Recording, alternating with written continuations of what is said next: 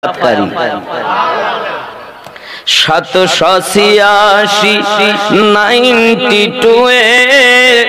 লাগাও রে mobile number ধরবে রে মা দিনার সেন্টার নেটওয়ার্ক বিজি হয় না কভু এমনই একটা ধরবে রে মা দিনার সেন্টার গৌস খাজা শেখ আহমদ গৌস খাজা আহমদ রাজা সেই দরবারের কমান্ডার ধরবে রে মা দিনার সেন্টার জোরে বলো মদিনা সেন্টারের কমান্ডার কারা? গৌসে আজম।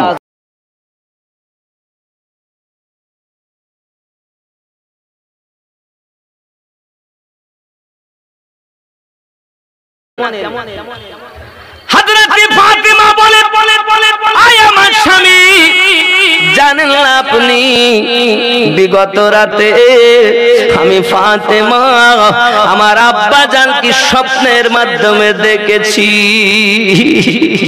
আমার আব্বা বলেছিলেন ফাতেমা আমার 6 মাস যখন পূর্ণ হয়ে যাবে সর্বপ্রথম তুমি আমার সঙ্গে দেখা করবে। ওগো আমার স্বামী আমি আমার আব্বা হুজুরকে স্বপ্নের মাধ্যমে দেখি আমার আব্বা আমার নিকটে এসে কি যেন খুঁজতেছেন। আমি বললাম আব্বুজি আপনি কি খুঁজতেছেন? সঙ্গে সঙ্গে বলে মা গো ফাতেমা আমি খুঁজতেছি আমার আপনজন। সঙ্গে সঙ্গে আয় আমার স্বামী গো আমার আব্বুজি আমাকে ডেকে গেলেন। আমি বুঝতে পেরেছি আজ 6 মাস পূর্ণ হয়ে গেছে আমি ফাতেমা থাকবো না দুনিয়ায়, আজকে আমার শেষ দিন। খেয়াল করেন দ্বিতীয় রোজা ওভারটেক হয়ে গেল বাবা। দ্বিতীয় রোজার দিন সকালবেলা যখন এই ঘটনা ঘটতেছে হযরতে আলী রাদিয়াল্লাহু তাআলা আনহু এই কথা যখন শুনেছেন বড় আশ্চর্যান্বিত হয়ে গেলেন। বিবি তুমি কি কথা বলতেছো? এ কেমন কথা তুমি বলতেছো? আমি তো আলী সহ্য করতে পারি না। ওগো আমার ফাতেমা তুমি কি কথা শোনালে?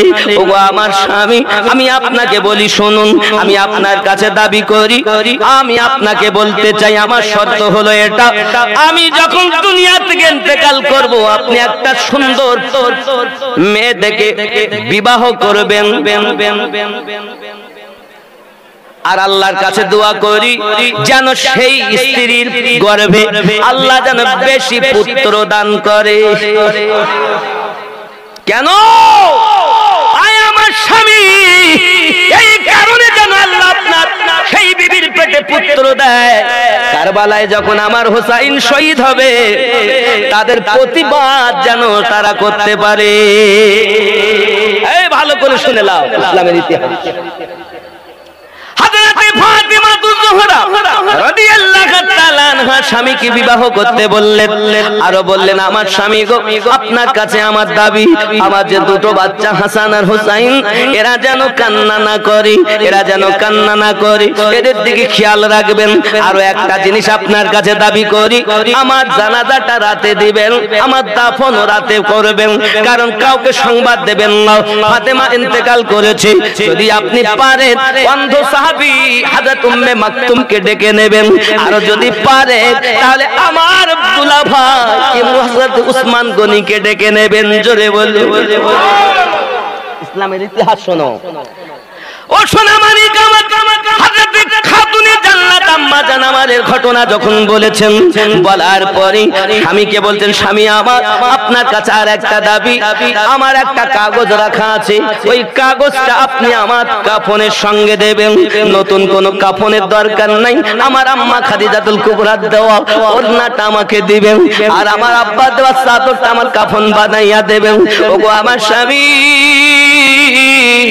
আমার এই কাগজটা কাফনে দিয়ে দেবেন। হযরতে খাতুনে জান্নাত বলেন এই কথা যখন বলেছেন স্বামীকে আলী রাদিয়াল্লাহু তাআলা বলেন বিবি রে ওই কাগজে কি লেখা আছে একবার বলো। জীবনে তো আমাকে বললে না। সঙ্গে সঙ্গে হযরতে খাতুনে জান্নাত বলেন, আমার স্বামী গো জেনে রাখেন, যখন আপনার আমার বিবাহ হয় তখন আমার আব্বা আমাকে জিজ্ঞাসা করেন, ফাতেমা বলো না আলীর সঙ্গে তুমি কত মোহরানা নিতে চাও? আমি ফাতেমা রাদিয়াল্লাহু তাআলা বললাম, আব্বু আপনি কি ঠিক করেছেন? সঙ্গে সঙ্গে আমার আব্বু আমাকে বলেছিলেন, গো স্বামী 400 মিসকাল।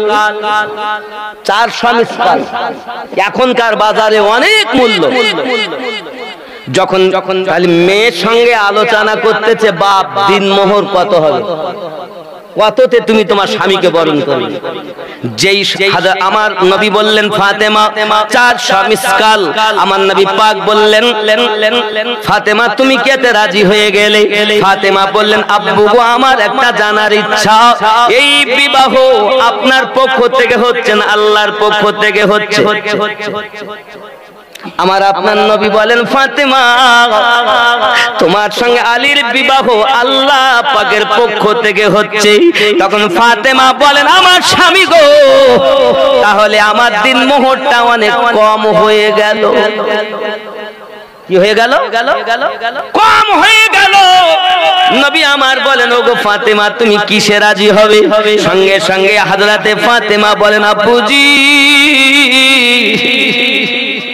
আমার দিন মুহূর্তটা হলো, যেহেতু আল্লাহর রাজাতে বিবাহ হচ্ছে, তাহলে আল্লাহ পাকের কাছে আমার দাবি, আপনার সমস্ত উম্মতকে যদি মাফ না করে দেয় তাহলে আমি ফাতেমা বিয়েতে রাজি হব না। আমার দিন মোহর হলো যেন আপনার উম্মতকে আল্লাহ মাফ করে দেয়। এ যুবক চিৎকার মেরে আমার খাতুনের জান্নাতের নাম নিয়ে চিৎকার মেরে বলেন, নারায়ে ফাতেমা জিন্দাবাদ জিন্দাবাদ। আরে যার জন্য আজ আপনি ইসলাম পেয়েছেন, যার বেটাদের সাদকায়, নইলে মসজিদে আজান হতো না, খুতবা হতো না। আজ যা হচ্ছে সব ওনার সাদকায়। হাকিকাত ইসলামের বলছি। আমার আপনার নবী পাক বললেন, ঠিক আছে ফাতেমা। আমার নবী সেজদায় পড়ে গেলেন আল্লাহ পাকের কাছে, আল্লাহ আমার ফাতেমা তো রাজি হয় না, সমস্ত উম্মতকে মাফ দিতে চেয়েছে। আমার আল্লাহ পাক আল্লাহ তাআলা বলেন, আমার হাবিব আপনি ফাতেমাকে বলে দিন, আমি সমস্ত উম্মতের মধ্যে, ওগো আমার হাবিব আপনার সমস্ত উম্মতের মধ্যে অর্ধেক উম্মতকে মা ফাতেমার দিন মোহরে বিনিময়ে মাফ করে দিলাম। আরো জোরে নারায়ে তাকবীর, নারায়ে রিসালাত। আব্বাজি আমার সোনা মানিকেরা, তাহলে অর্ধেক উম্মত মাফ হয়ে গেল। মা ফাতেমার দিন মোহর ঘোষণা দিলেন আল্লাহ। জোরে বলো। যার জন্য আমরা মাফি পাই তিনি ফাতেমা। ওগো আমার সোনা মানিক, আমার আম্মা জান ভালো করে শুনে রাখুন। এমনি করে স্বামীকে বললেন, আপনি আমার জানাজাটা তুলবেন রাতের বেলাতে, দাফন করবেন রাতের বেলাতে, খবর দেবেন না কাউকে। আর আমি আপনাকে জানাই, আপনি যেন পৃথিবীর জমিনে আমার সন্তান দুটোকে কষ্ট দিবেন না, অন্য জায়গায় বিবাহ করে নেবেন বাবা। ও সোনা মানিকেরা, এই জন্য হযরত আলী রাদিয়াল্লাহু তাআলা আনহু ফাতেমা রাদিয়াল্লাহু তাআলা আনহার পরে একটা বিবাহ করেছিলেন, তার নাম ছিল আপনার কিনা ফাতেমা। তার নামও ফাতেমা। কিন্তু আব্বাজি আমার সোনা মানিক হযরতে ফাতেমা রাদিয়াল্লাহু তাআলা আনহা, তিনি তার নামে নাম বলে সেই বিবি বলতেন, আগো আমার স্বামী আলী আপনি আমাকে ফাতেমা বলে ডাকবেন না, কারণ হাসান ও হুসাইন যেন আমাকে ওই ডাকে শুনলে তার আম্মার কথা মনে পড়ে ব্যথা পাবে বলে আপনি আমাকে অন্য নাম ধরে ডাকবেন। ও সোনা মানিকেরা, ফাতেমা রাদিয়াল্লাহু তাআলার দোয়া কবুল হয়ে গিয়েছিল। আব্বা আমার যাকে বিবাহ করেছিলেন আল্লাহ পাক তার গর্ভে বেশি পুত্র দিয়েছিলেন। ওই পুত্রদের মধ্যে একটি পুত্র আব্বাস আলম বারদার রাদিয়াল্লাহু তাআলা নজরে কোন সুবহানাল্লাহ। কারবালায় যুবকরে আমার খাতুনে জান্নাত রাদিয়াল্লাহু তাআলা আনহা স্বামীকে ডাক দিয়ে বলছেন, স্বামী আপনার কাছে আমার অনুরোধ, আপনি আমাকে মাফ করে দিবেন। না জানি আপনার সংসারে আমি ছিলাম, আপনার সংসারে সংসার করে গেলাম, কত ব্যথা দিয়েছি আপনাকে, কত কষ্ট দিয়েছি আপনাকে, আপনি আমাকে মাফ করে দিন। কারণ কিয়ামতের দিন যদি আপনি আমাকে কোনো বিষয়ে ধরেন, তাহলে হাসর মাঠে আমার আব্বা অপমানিত হয়ে যাবে, আমার আব্বা অপমানিত হয়ে যাবে। যদি কোনো ভুল করে থাকি এখানেই বলুন, আমি ফাতেমা আপনার কাছে ক্ষমা চাই। হযরতে আলী কাঁদেন, হযরতে ফাতেমা কাঁদেন, এমন জুড়ি আর দুনিয়ায় হবে না বাবা। এই সোনা মানিকেরাও নবীনদের পরে যদি দুনিয়াতে জোড়া দেখো, খাতুনে জান্নাত আর মাওলা আলীর জোড়া দেখো, যে জোড়া দুনিয়ায় ডুপ্লিকেট পাওয়া যাবে না, নকল পাওয়া যাবে না। আলীও কাঁদেন, হযরতে খাতুনে জান্নাতও কাঁদেন, স্বামী স্ত্রীতে কান্না শুরু করে দিয়েছেন।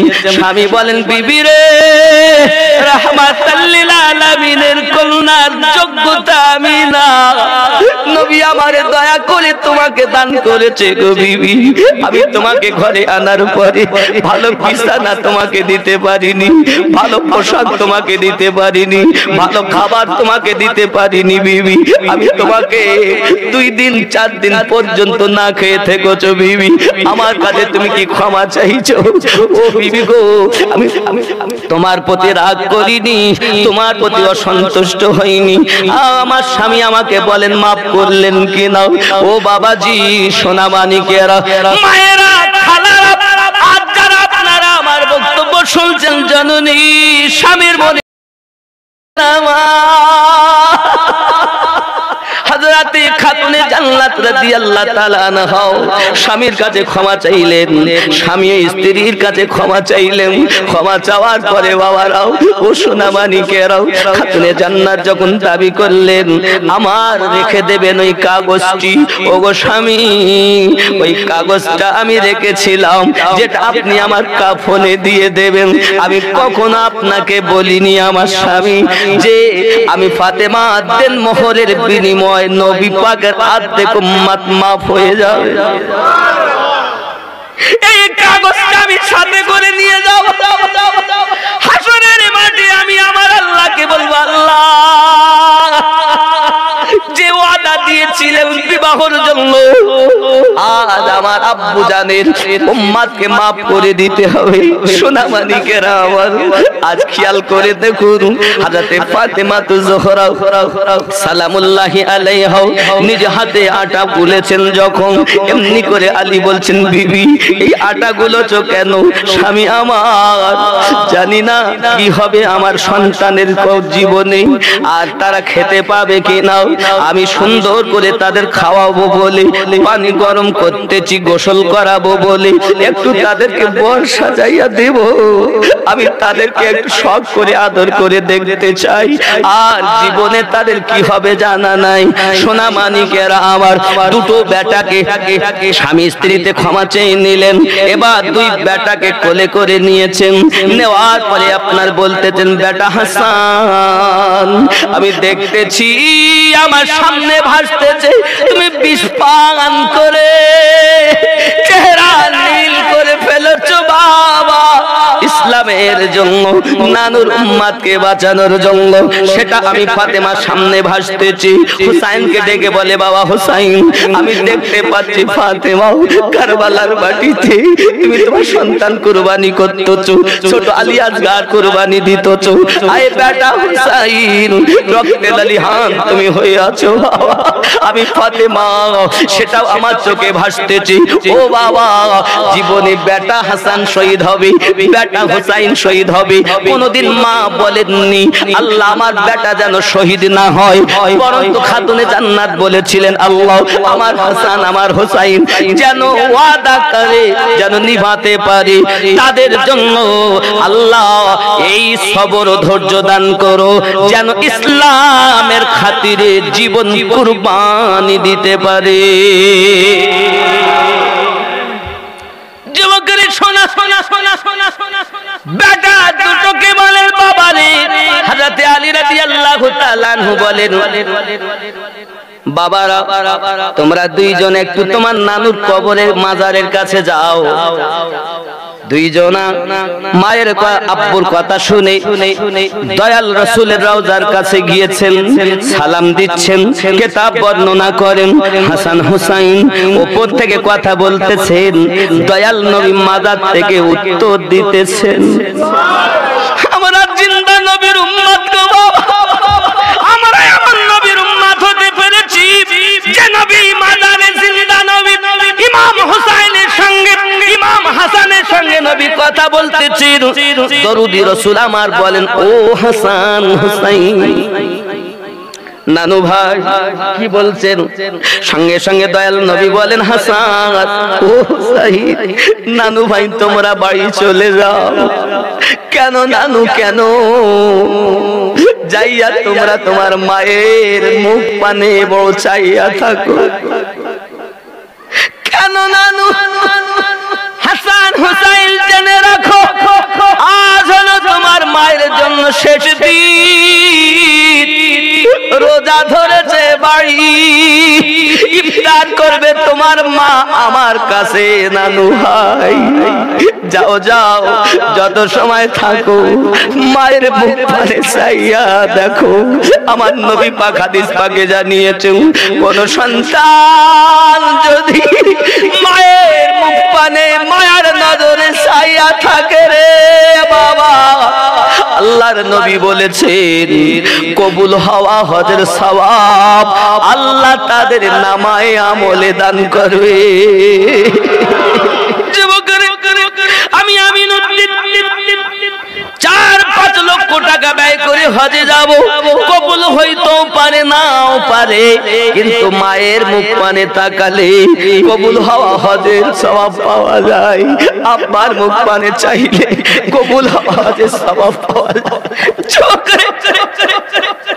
যাদের মা নাই গো আল্লাহ, এই কুলটার সরজমিনে বসেছি, রাতের বেলা তোমার কাছে ফরিয়াদ করি, জানি না এই মেহফিলে কতজন মাহারা, এই মেহফিলে কতজন আব্বা হারা।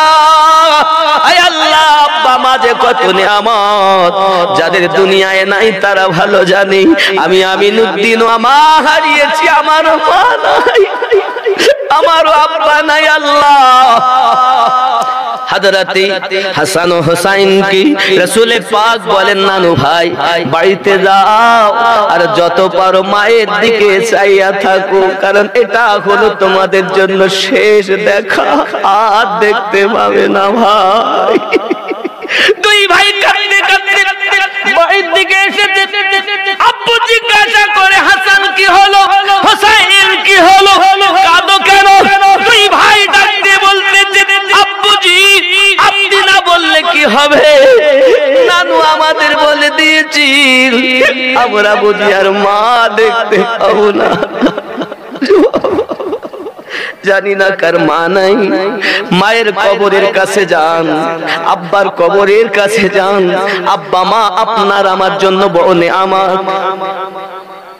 বিবি পেয়ে মাকে কষ্ট দিও না, আব্বাকে কষ্ট দিও না সোনা। জানি না কার মা কবরে চলে গেছে, কার জন্মের মতো মা ডাক মুছে গিয়েছে। বাবা একটু কাঁদো, কাঁদো না বাবা, কাঁদো। এই চোখ যদি মায়ের মহব্বতে কাঁদে, আল্লাহ পাকের রাসূলের কথা শুনে কাঁদে, এ চোখ জাহান্নামে জ্বলবে না রে বাবা। তোমার মা তোমার জন্য কত কষ্ট করেছে, তোমার আব্বা তোমার জন্য কত কষ্ট করেছে, তুমি মা ভুলে গেলে।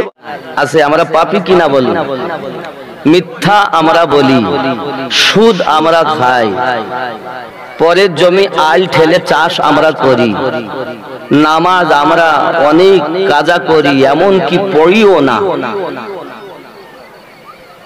নাকি? মা বাপকে কষ্ট আমরা দেই, মদ আমরা খাই, খাই কি খাই না? আমরা যে মদ খেলাম, সুদ খেলাম, তাস খেললাম, নামাজ ছেড়ে দিলাম, আমরা কি আল্লাহর কোনো ক্ষতি করলাম? কথা বলেন, আল্লাহর করলাম না নিজের করলাম? কথা বলবেন একটু। নিজের হলো। এখন মসজিদে আযান হয়েছে, হাইয়া আলাস সালাহ, এসো নামাজের দিকে। তখন আমরা হাত মুখ ধুলাম, মানে উজু করলাম, বাংলা ভাষায় বলছি হাত মুখ ধুলাম। ধুয়ে নিজেকে অপরাধী মনে করে আল্লাহ বলছেন, হ্যাঁ রে বড় মদখোর, আয় মিথ্যাবাদী, আয় মা বাপের নাফরমান সন্তান, তুই কোথায় এসেছিস? আমরা সঙ্গে সঙ্গে কানে হাত দিয়ে বলি, আল্লাহ আমরা তোমার সামনে দাঁড়িয়েছি, আল্লাহ আমাকে মাফ করে দাও, আর ভুল করব না, তোমার ইবাদত করতে এসেছি। কি বলছিস? তখন আমরা আসামির মতো হাত দুটো এমন করে বেঁধে আমরাও কি বলি, আলহামদুলিল্লাহি রাব্বিল আলামিন, সমস্ত প্রশংসা আল্লাহ তোমার, তুমি দোজাহানের পালনকর্তা, আমি পাপী, তুমি রহমানুর রহিম। বলি না? আল্লাহ বলেন বান্দার কিছু বলবে, আমরা আবার বলি আর রহমানির রহিম। আয় আল্লাহ আপনি হলেন দয়ালু, আপনি হলেন মেহেরবান, আপনি হলেন শ্রেষ্ঠ, তামাম জাহানের পালনকর্তা। আমার আল্লাহ বলেন বান্দা আর কি কিছু বলবি? আমরা তখন বলি মালিকি ইয়াউমিদ্দিন, বিচার দিবসের আপনি মালিক। আমার আল্লাহ বলেন আর কি কিছু বলবে?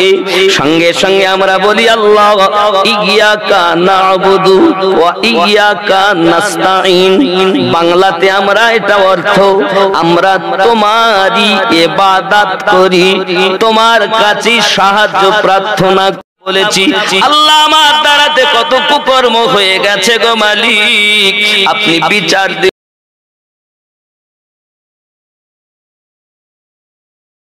আপনি রহমান, আপনি রহিম, আপনার ইবাদত আমি করি, আপনারই কাছে সাহায্য প্রার্থনা করি। আমার আল্লাহ বলেন কি সাহায্য চাচ্ছিস বল? আমরা আবার বলি ইহদিনাস সিরাতাল মুস্তাকিম, আল্লাহ আমাদিগকে সোজা সরল সঠিক পথে প্রচালিত করো। যেটা আপনারা এখানে লিখেছেন, কি লিখেছেন? মুসলমান বিশ্ব জুড়ে উঠেছে শয়তানি চক্রান্ত, আল্লাহ এবং আল্লাহ রসুলকে ভুলে মুসলমান আজ পথ হারা, সেই সঠিক পথে পরিচালিত হওয়ার উদ্দেশ্যে। তাহলে আমরা কোনটা চাইলাম আল্লাহর কাছে খেয়াল করবে, ইহদিনাস সিরাতাল, খেয়াল করেন, ইহদিনাস সিরাতাল মুস্তাকিম, আল্লাহ আমাদিগকে সোজা সরল সঠিক পথে প্রচালিত করো। আমার আল্লাহ বলেন কাদের পথে চলতে চাও? আমরা সঙ্গে সঙ্গে বললাম সিরাতাল্লাযীনা আন'আমতা আলাইহিম, যাদেরকে আপনি পুরস্কৃত করেছেন।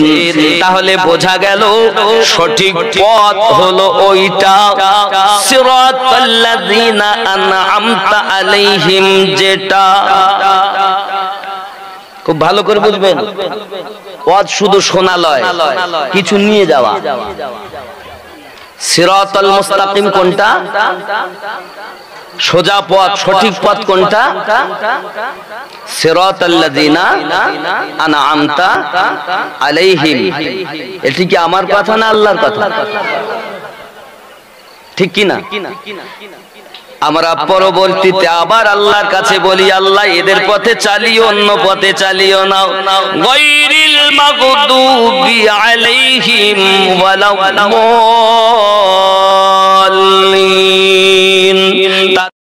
তাহলে আমরা আসামির মতো দাঁড়িয়ে আল্লাহ পাকের কাছে বলেছি সিরাতাল্লাযীনা আন'আমতা আলাইহিম, আল্লাহ আপনার নিয়ামত প্রাপ্ত ব্যক্তিদের দলে আমাদেরকে চালাও, আর এই নিয়ামত প্রাপ্ত ব্যক্তিদের পথটাই হলো ইহদিনাস সিরাতাল মুস্তাকিম। নাকি কথা বলেন না? আমার এই অল্প বক্তব্যের মধ্যে কিছু বুঝতেছেন তো? আব্বা আমার সোনা মানি, এখন আমাদের জানা দরকার আল্লাহ পাকের নিয়ামত প্রাপ্ত ব্যক্তি কারা কারা। তারা এক শ্রেণী না দুই শ্রেণী না তিন শ্রেণী, একজন দুইজন পাঁচজন সাতজন, তারা কারা আল্লাহ আপনি বলে দিন। কারণ আমি আসামির মতো বলেছি ইহদিনাস সিরাতাল মুস্তাকিম, আমি তো পথভ্রষ্ট, আমি তো পথ ভোলা, আমি তো কিছু বুঝি না আল্লাহ। কত গুনাহ আমার দ্বারা হয়ে গেছে, কত পাপ আমার দ্বারা হয়ে গেছে, আমার মতো জালিম আর নাই। আমি আসামির মতো দাঁড়িয়ে আপনার কাছে একটি খালি দাবি করেছি ইহদিনাস সিরাতাল মুস্তাকিম। প্রত্যেক রাকাতে আমরা পড়ি, বললাম লা আমরা জানি না, আল্লাহ পাক জানিয়ে দিলেন বিসমিল্লাহির রহমানির রহিম। আনআমাল্লাহু আলাইহিম মিনান নাবিয়্যিন। এক নাম্বার আমি আল্লাহর নিয়ামত প্রাপ্ত, নিয়ামত রয়েছে নবীদের উপরে। কয় নাম্বার? কাদের উপরে? এটা কয় নাম্বার বুঝবেন ভালো করে। আমার আল্লাহ পাক এখানেও সমাপ্ত করেননি, আল্লাহ পাক বলছেন আমি আল্লাহ সত্যবাদীগণের উপরে নিয়ামত দিয়েছি। আল্লাহ এখানেও শেষ করেননি, আল্লাহ পাক আবার বললেন অশহাদা, শহীদগণের উপরে আমি আল্লাহ আমার নিয়ামত দিয়েছি। আমার আল্লাহ আবার বলেন, তিন নাম্বারও শেষ করেননি, আল্লাহ পাক জানালেন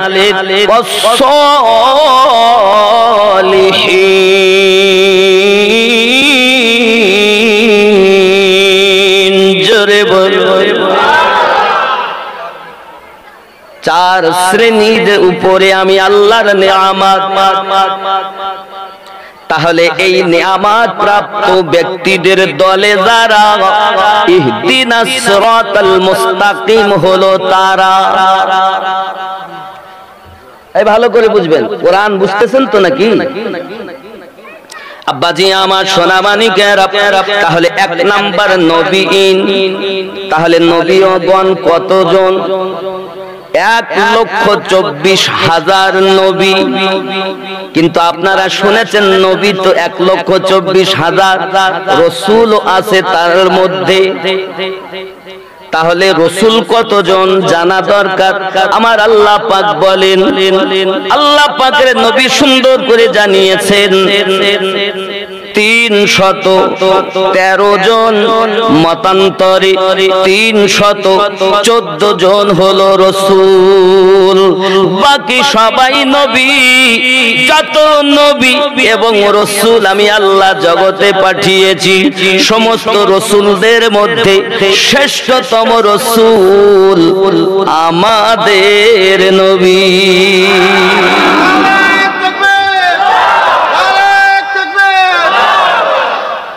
আমাদের গর্ব না? সাথে বলবেন নারায়ে রিসালাত। রিসালাত বিহীন ওয়াহদানিয়াত পাওয়া যাবে না। এখানে আপনারা 786 লিখেছেন, এটা ঠিক, কিন্তু পাশে আরো একটু সুন্দর হতো। যেমন চুলা ছিঁড়িয়েছেন, পাশে যদি একটি সিটি বার করে নেন তার সুন্দর দেখায়, নাকি বলেন? এই কথা বলেন। 786 উপরে দিয়েছেন, এর পিছের নিচে যদি 92 লিখতেন তো আরো সুন্দর হয়ে যেত। হ্যাঁ, এই জায়গায় এই 786 পরে হুজুর কেন 786 কেন লিখবো? এর সারমর্ম হলো বিসমিল্লাহির রহমানির রহিম। যদি আপনি মনে করেন এটা কেমন দেখবো, তাহলে আমি আপনাকে হিসাব করে মিলিয়ে দিতে পারি। আবজাদ হুওয়াজ হুত্তির এই আদাদ অনুযায়ী বিসমিল্লাহির রহমানির রহিমের সার সংখ্যা 786। কথা বুঝেছেন? 92 কেন লিখতে বললাম? আমাদের নবী পাকের নাম কি? সংক্ষিপ্তভাবে 4 অক্ষর নাকি কয়টা অক্ষর? 4টি। কি নাম? মুহাম্মদ সাল্লাল্লাহু আলাইহি ওয়াসাল্লাম। কি নাম? মুহাম্মদ সাল্লাল্লাহু আলাইহি ওয়াসাল্লাম। তাহলে এই নামে মিম প্রথম আছে কি? মিম, তারপরে কি? হা, তারপরে কি? মিম, তারপরে কি? দাল। তাহলে 4টি অক্ষর, 2টি মিম, 1টি হা, 1টি দাল, ঠিক না বল? মুহাম্মদ। তাহলে আমাকে আবজাদ হু ওয়াদ হুত্তি এর আদাত অনুযায়ী মিমের সংখ্যা হলো 40। কত? তাহলে 2টি মিমে 80 হয়ে গেল। হায়ের সংখ্যা 8, 80 আর 8 কত? 88। দালের সংখ্যা 4, তাহলে 88 আর 4 92। তাহলে আমার নবীর সংখ্যাটাও নিচে এসে গেল। জোরে বলুন। 786 92 লাগাও রে মোবাইল নাম্বার, ধরবে রে মদিনার সেন্টার। কোথাকার সেন্টার? মদিনা পাইলে আর কিছু দরকার নাই, কারণ নবী আমাদের শাফায়াতকারী। 786 92 লাগাও রে মোবাইল নাম্বার, ধরবে রে মদিনার সেন্টার। নেটওয়ার্ক বিজি হয় না কভু, এমনই একটা ধরবে রে মদিনার সেন্টার। গৌস খাজা শেখ আহমদ, গৌস খাজা আহমদ রাজা, সেই দরবারের কমান্ডার, ধরবে রে মদিনার সেন্টার। জোরে বলুন। মদিনা সেন্টারের কমান্ডার কারা? গাউসে আজম আব্দুল কাদের জিলানী গিলানী রাদিয়াল্লাহু তাআলা আনহু, খাজা পিয়া খাজা মাইনুদ্দিন চিশতি আজমিরি, এনারা কমান্ডার। জোরে বলুন।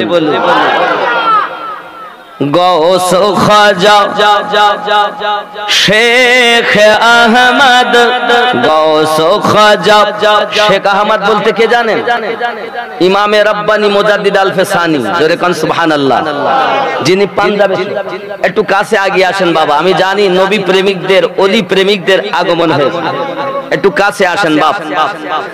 মোহাব্বতে জিকির লা ইলাহা ইল্লাল্লাহ,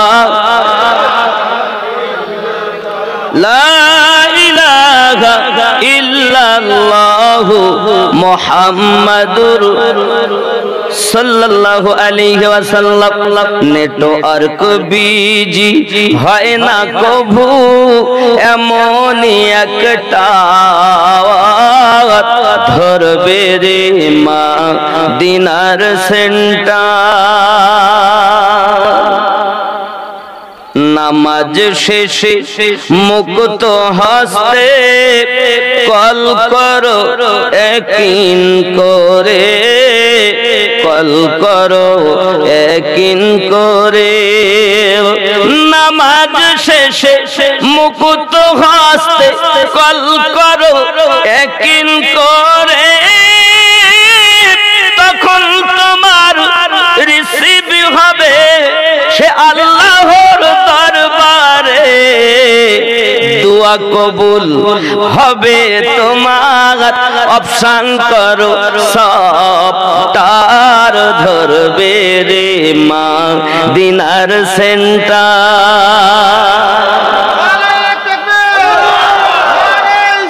ইয়া রাসূলুল্লাহ। আল্লাহ। পাশাপাশি আমরা কোরআন থেকে পেলাম নিয়ামত প্রাপ্ত 4 জায়গা। কয় জায়গা? 4 জায়গা। নবী ও রসুল কত সব বুঝে নিলেন? নাকি? নবী কতজন? টোটাল 1,24,000। রসুল কতজন? 313, মতান্তরে 314। 314 ও 13 হলো রসুলগণ, আর বাকি সব নবী। কিন্তু যত নবী ও রসুল আল্লাহ সৃষ্টি করেছেন, পাঠিয়েছেন, সমস্ত নবী ও রসুলের থেকে আমাদের নবী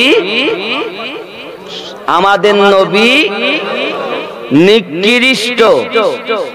আমাদের নবী, জোরে বলেন, নিকৃষ্ট। अरे सीना ठोक के कहो, हम ऐसे रसूल की उम्मत है, फख्र करके कहते हैं वो नबी वो है, रसूल वो है, अरे जिसके ऊपर तेरे मेरे रब भी दरूद भेजते हैं। কি মনে করেছেন আমরা তো এমন নবীর উম্মত যার উপরে আপনার আমার রব, আপনার আমার স্রষ্টা দরুদ পড়তে আছেন। তাহলে আমাদের ফখর কম হবে? আমাদের গর্ব কম হবে? আমরা তো অন্য নবীগণের উম্মতের থেকে গর্ব করে সিনা ঠোকে বলতে পারি আমরা এমন নবীর উম্মত, যে নবী খুশি তো আল্লাহ খুশি, নাকি বলেন? তাহলে এক নাম্বার কি? নবীনের উপরে আল্লাহ পাকের ইনাম, নেয়ামত, প্রাইজ, উপটোকন, উপহার আল্লাহ দিয়েছেন, এটা কোরআনে ওয়াদা দিয়েছেন, ঠিক কি না? দুই নাম্বার সিদ্দিকিন, সত্যবাদীগণ। তাহলে সত্যবাদীগণের উপরেও আল্লাহর নেয়ামত। নবী পাকের পরে যত সত্যবাদীগণ ছিলেন, আছেন এবং কিয়ামত অবধি থাকবেন, সমস্ত সত্যবাদীগণের উপরে আল্লাহ পাকের নেয়ামত। কথা কি বুঝতেছেন? তিন নাম্বার শহীদ। তিন নাম্বার শহীদগণ। এখন কি শহীদ আছে কেউ বাবা? শহীদ ইসলামের জন্য জীবন দেওয়া এমন কেউ আছে এখন? নাই। তাহলে নবীও এখন পাওয়া যায় না, সিদ্দিকিনও এখন পাওয়া যায় না, শহীদও এখন পাওয়া যায় না। তাহলে নবীন গেল, সিদ্দিকিন গেল, শহদায়ে কেরাম চলে গেল। আছে কি? এক না। আর চার নম্বরে যিনি, তাদের বিষয় আল্লাহ পাক বলেছেন ওয়াসলিহিন, নেককার ব্যক্তিগণের উপরে আল্লাহর উপহার। জোরে বলে, এটা কার কথা? আল্লাহর কথা। তাহলে আল্লাহর কথা মানবো কিনা? আর এই নেককারের বাংলা অর্থ মানে সলিহিনের বাংলা অর্থ নেককার ব্যক্তিগণ। তাহলে নেককার ব্যক্তি যারা, আল্লাহর নেয়ামত প্রাপ্ত ব্যক্তি তারা, আর ওদেরই পথটাই হলো ইহদিনাস সিরাতাল। কথা কি বুঝেছেন? কত বুঝেছেন? পরিষ্কার হয়েছে ব্রেন? তাহলে সঠিক পথ আপনি দেখে নিয়েছেন, পেয়ে গেলেন তো সঠিক পথ না পাননি? এখনো যদি কারোর মন্তব্য থাকে যে হুজুর আমি বুঝতে পারিনি, উঠে দাঁড়িয়ে বলেন, আমি এখনো বোঝানোর চেষ্টা করব। উঠে দাঁড়িয়ে বলতে পারেন, পাওয়ার দিলাম আপনাদের। সঠিক পথ দেখে নিয়েছেন? হাত তুলে বলুন দেখেছেন কিনা সঠিক পথ। হাত নামান। অনেকে তোলেননি, আবার অনেকে এরকম করে তুলেছে, কেউ পুরা তুলেছে আর কেউ এরকম তুলেছে, মানে ও অর্ধেক দেখেছে। আব্বা আমার, তাহলে আর কোন পথে যাওয়ার প্রয়োজন নেই, পথ একটাই, ইহদিনাস সিরাতাল মুস্তাকিম। আর ওই পথটাই হলো চার শ্রেণীতে বিভক্ত। সিরাতাল্লাযিনা আনআমতা আলাইহিম, চার শ্রেণী, নবীন, সিদ্দিকিন, শুহাদায়ে কেরাম, সালেহিন। তাহলে সালেহিন যারা, এদের প্রতি আল্লাহর কি রয়েছে? উপহার, নেয়ামত, উপটুকন আল্লাহ দিয়েছেন, নাকি বলেন? এর জন্য গৌসে পাক নেককার না বদকার? খাজা গরিব নওয়াজ নেককার না বদকার? মুজাদ্দিদ আল-ফেসানি পাঞ্জাবের জমিনে শুয়ে আছেন, শেখ আহমদ সিরহিন্দি রাদিয়াল্লাহু তাআলা নেককার না বদকার? বাহাউদ্দিন নকশবন্দ নেককার না বদকার? খাজা বাকি বিল্লাহ আলাইহি রহমান নেককার না বদকার? হযরতে খ্বাজা বাহাউদ্দিন নকশবন্দি নেককার নবাদকার, এনাদের নাম কেন নিলাম? দুনিয়ায় তরিকা হলো চারটি। কয়টা? খুব ভালো করে বোঝেন। তরিকত বলো আরো আছে। সাবিরি একটি তরিকা, কালান্দারি একটি তরিকা, মাদারিয়া একটি তরিকা, ওয়ারসি একটি তরিকত। কিন্তু মূলত আমরা জানি চারটি। কোনটি? কাদরিয়া, এই তরিকতের ইমাম বড় পীর সাহেব আব্দুল কাদের জিলানী গিলানী রাদিয়াল্লাহু তাআলা, এই তরিকার ইমাম ও প্রতিষ্ঠাতা। খুব ভালো করে বুঝবেন। আমি কিন্তু নবীনদের আলোচনা অল্প করব, ওলি আল্লাহর কথা বেশি বলবো, কারণ নবী এখন দেখতে পাওয়া যাচ্ছে না। যাচ্ছে? দিলের চোখে দেখেন আল্লাহওয়ালারা, ওটা আলাদা কথা, কিন্তু ডাইরেক্টটা দেখা যাচ্ছে না। যাচ্ছে কি? নবী এখন নেই, সিদ্দিকিন এখন নেই, শহীদগণ এখন নেই, এখন আছে আল্লাহর ওলিগণ। আছে না নেই? এই জন্য ওলি আল্লাহর কথা বেশি বলবো। জোরে বলুন সুবহানাল্লাহ। আর ওলি আল্লাহরা কারা? আল্লাহর নেয়ামত প্রাপ্ত ব্যক্তি, নাকি? এটা আমরা নামাজে বলেছি।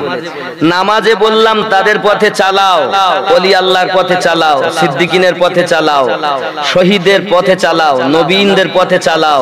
আর নামাজ থেকে বাইরে এসে ওলির দরবারে যাব কেন? শিরিক, বিদআত বলছে না? তাহলে যারা শিরিক বেদাত বলে ফতোয়া দেয়, তারা আল্লাহর কোরআনের আমল করলো না কোরআন থেকে বাহির হয়ে গেল? কথা কি বুঝতেছেন আব্বা আমার? আমি অল্প সময়, আপনি যেটুকু সময় আছি এর মধ্যে আপনাদের সঠিক পথের দাওয়াতে কিছু বুঝাতে চাচ্ছি। কারণ এখন আলেম ওলামার অভাব নেই বাবা, ইউটিউব খুললে পাগলা করে দিচ্ছে। কেউ এমনও বলছে এই শবে বরাতে নামাজ এক রাকাত যদি কেউ পড়ে ফেলে ওর জন্যই জাহান্নাম। যদি কেউ এবার বলছে রোজা রাখে নামাজ পড়ে, ওর থেকে খারাপ করে বলছি না আমি, চরিত্রহীনা নারীদের আড্ডায় গিয়ে রাত কাটালে ওর থেকে ভালো। জোরে কর নাউজুবিল্লাহ। বলছে না? বলছে না? কেউ আমার নবীকে রাখাল বলছে, কেউ আমার নবীকে মুটে বলছে, কেউ আমার নবীকে, সমস্ত নবীগণকে ফকিরের বাচ্চা বলছে। বলছে না? তাহলে আলেম ওলামার অভাব নেই, কিন্তু আপনাদের কোনো দোষ নয় বাবা, দোষ হলো আমাদের। আমরা বক্তা আপনাদেরকে সঠিক পথটা বলিনি। যার সেই একটা দলে, আমি যে দলের ওই দলটাই আপনাকে দেখিয়েছি, ঠিক কিনা ভুল? কারণ আমরা সবাই জানি যে ৭৩টা দল হবে, একটা দল জান্নাতে যাবে, ঠিক কিনা? কথা বলেন, কয়টা জান্নাতে যাবে? একটা। আচ্ছা আপনারা বলুন, সেই জান্নাতি দাবিদার আমরা সবাই কিনা? যে আমরাই যাব, আমরা সত্য পথে আছি, ঠিক কিনা? আচ্ছা আমরা কি সুন্নি? তো হানাফি, সুন্নি হানাফি। তাহলে আমরা হানাফি হয়ে দাবি করি আমরাই সঠিক পথে, ঠিক কিনা? আমাদেরই মতো দেওবন্দিরাও দাবিদার আমরা সঠিক পথে, ঠিক না ভুল বলছি? আমাদেরই মতো কাদিয়ানীরা বলছে আমরা সঠিক পথে, আমার পথে এলেই জান্নাত।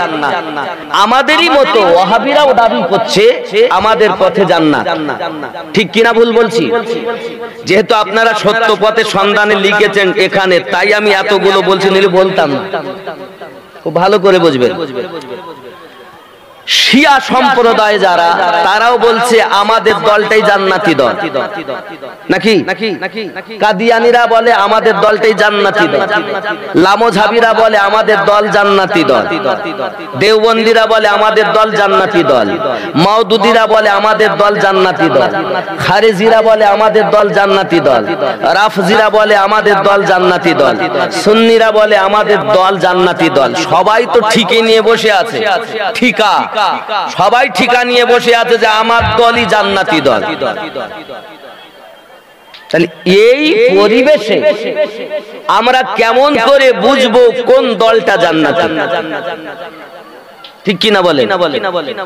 সবাই তো দাবিতে অটুট, 100%, 100% সকলেরই দাবি আমারটাই সঠিক। কথা বুঝতেছেন আমার? ওয়াজ খাওয়া জিনিস নয়, বোঝা জিনিস। এত কষ্ট করে হাজার হাজার টাকা ব্যয় করে জালসা দিয়েছেন, আর এখান থেকে যদি কিছু না নিয়ে যান তাহলে আমার আশা বেকার। ঠিক কিনা? আমি এই 250 কিলোমিটার ভেবে এখানে আসলাম কেন? আমার কথা বলার জন্য না, আপনাদেরকে আল্লাহ এবং আল্লাহর রাসূল, ওলি আল্লাহর পথের নিশানা, ঠিকানা এবং তার উলফাতের কথা বোঝানোর জন্য, অন্তরে বসানোর জন্য। কথা বুঝবেন ভালো করে আব্বা আমার। তাহলে সবাই যদি দাবি করে আমরাই জান্নাতে যাব, তাহলে নবী আমার পথ বলে গেলেন, তো কোন পথটা জান্নাতে যাবে নবী এটা বলেছেন? বলেছেন না বলেন? আমার আপনার নবী সাল্লাল্লাহু আলাইহি ওয়াসাল্লাম কি চা? মাশাআল্লাহ, একটু দরুদ শরীফ আল্লাহুম্মা। চারটা ফ্লাক্সি করে আনলে 2-1 ঢোক মতো একটু আধা ঘন্টা 20 মিনিট পর দিলে ভালো হয়।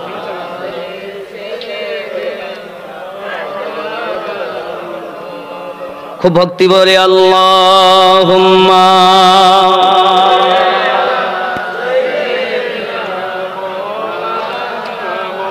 ধরেন।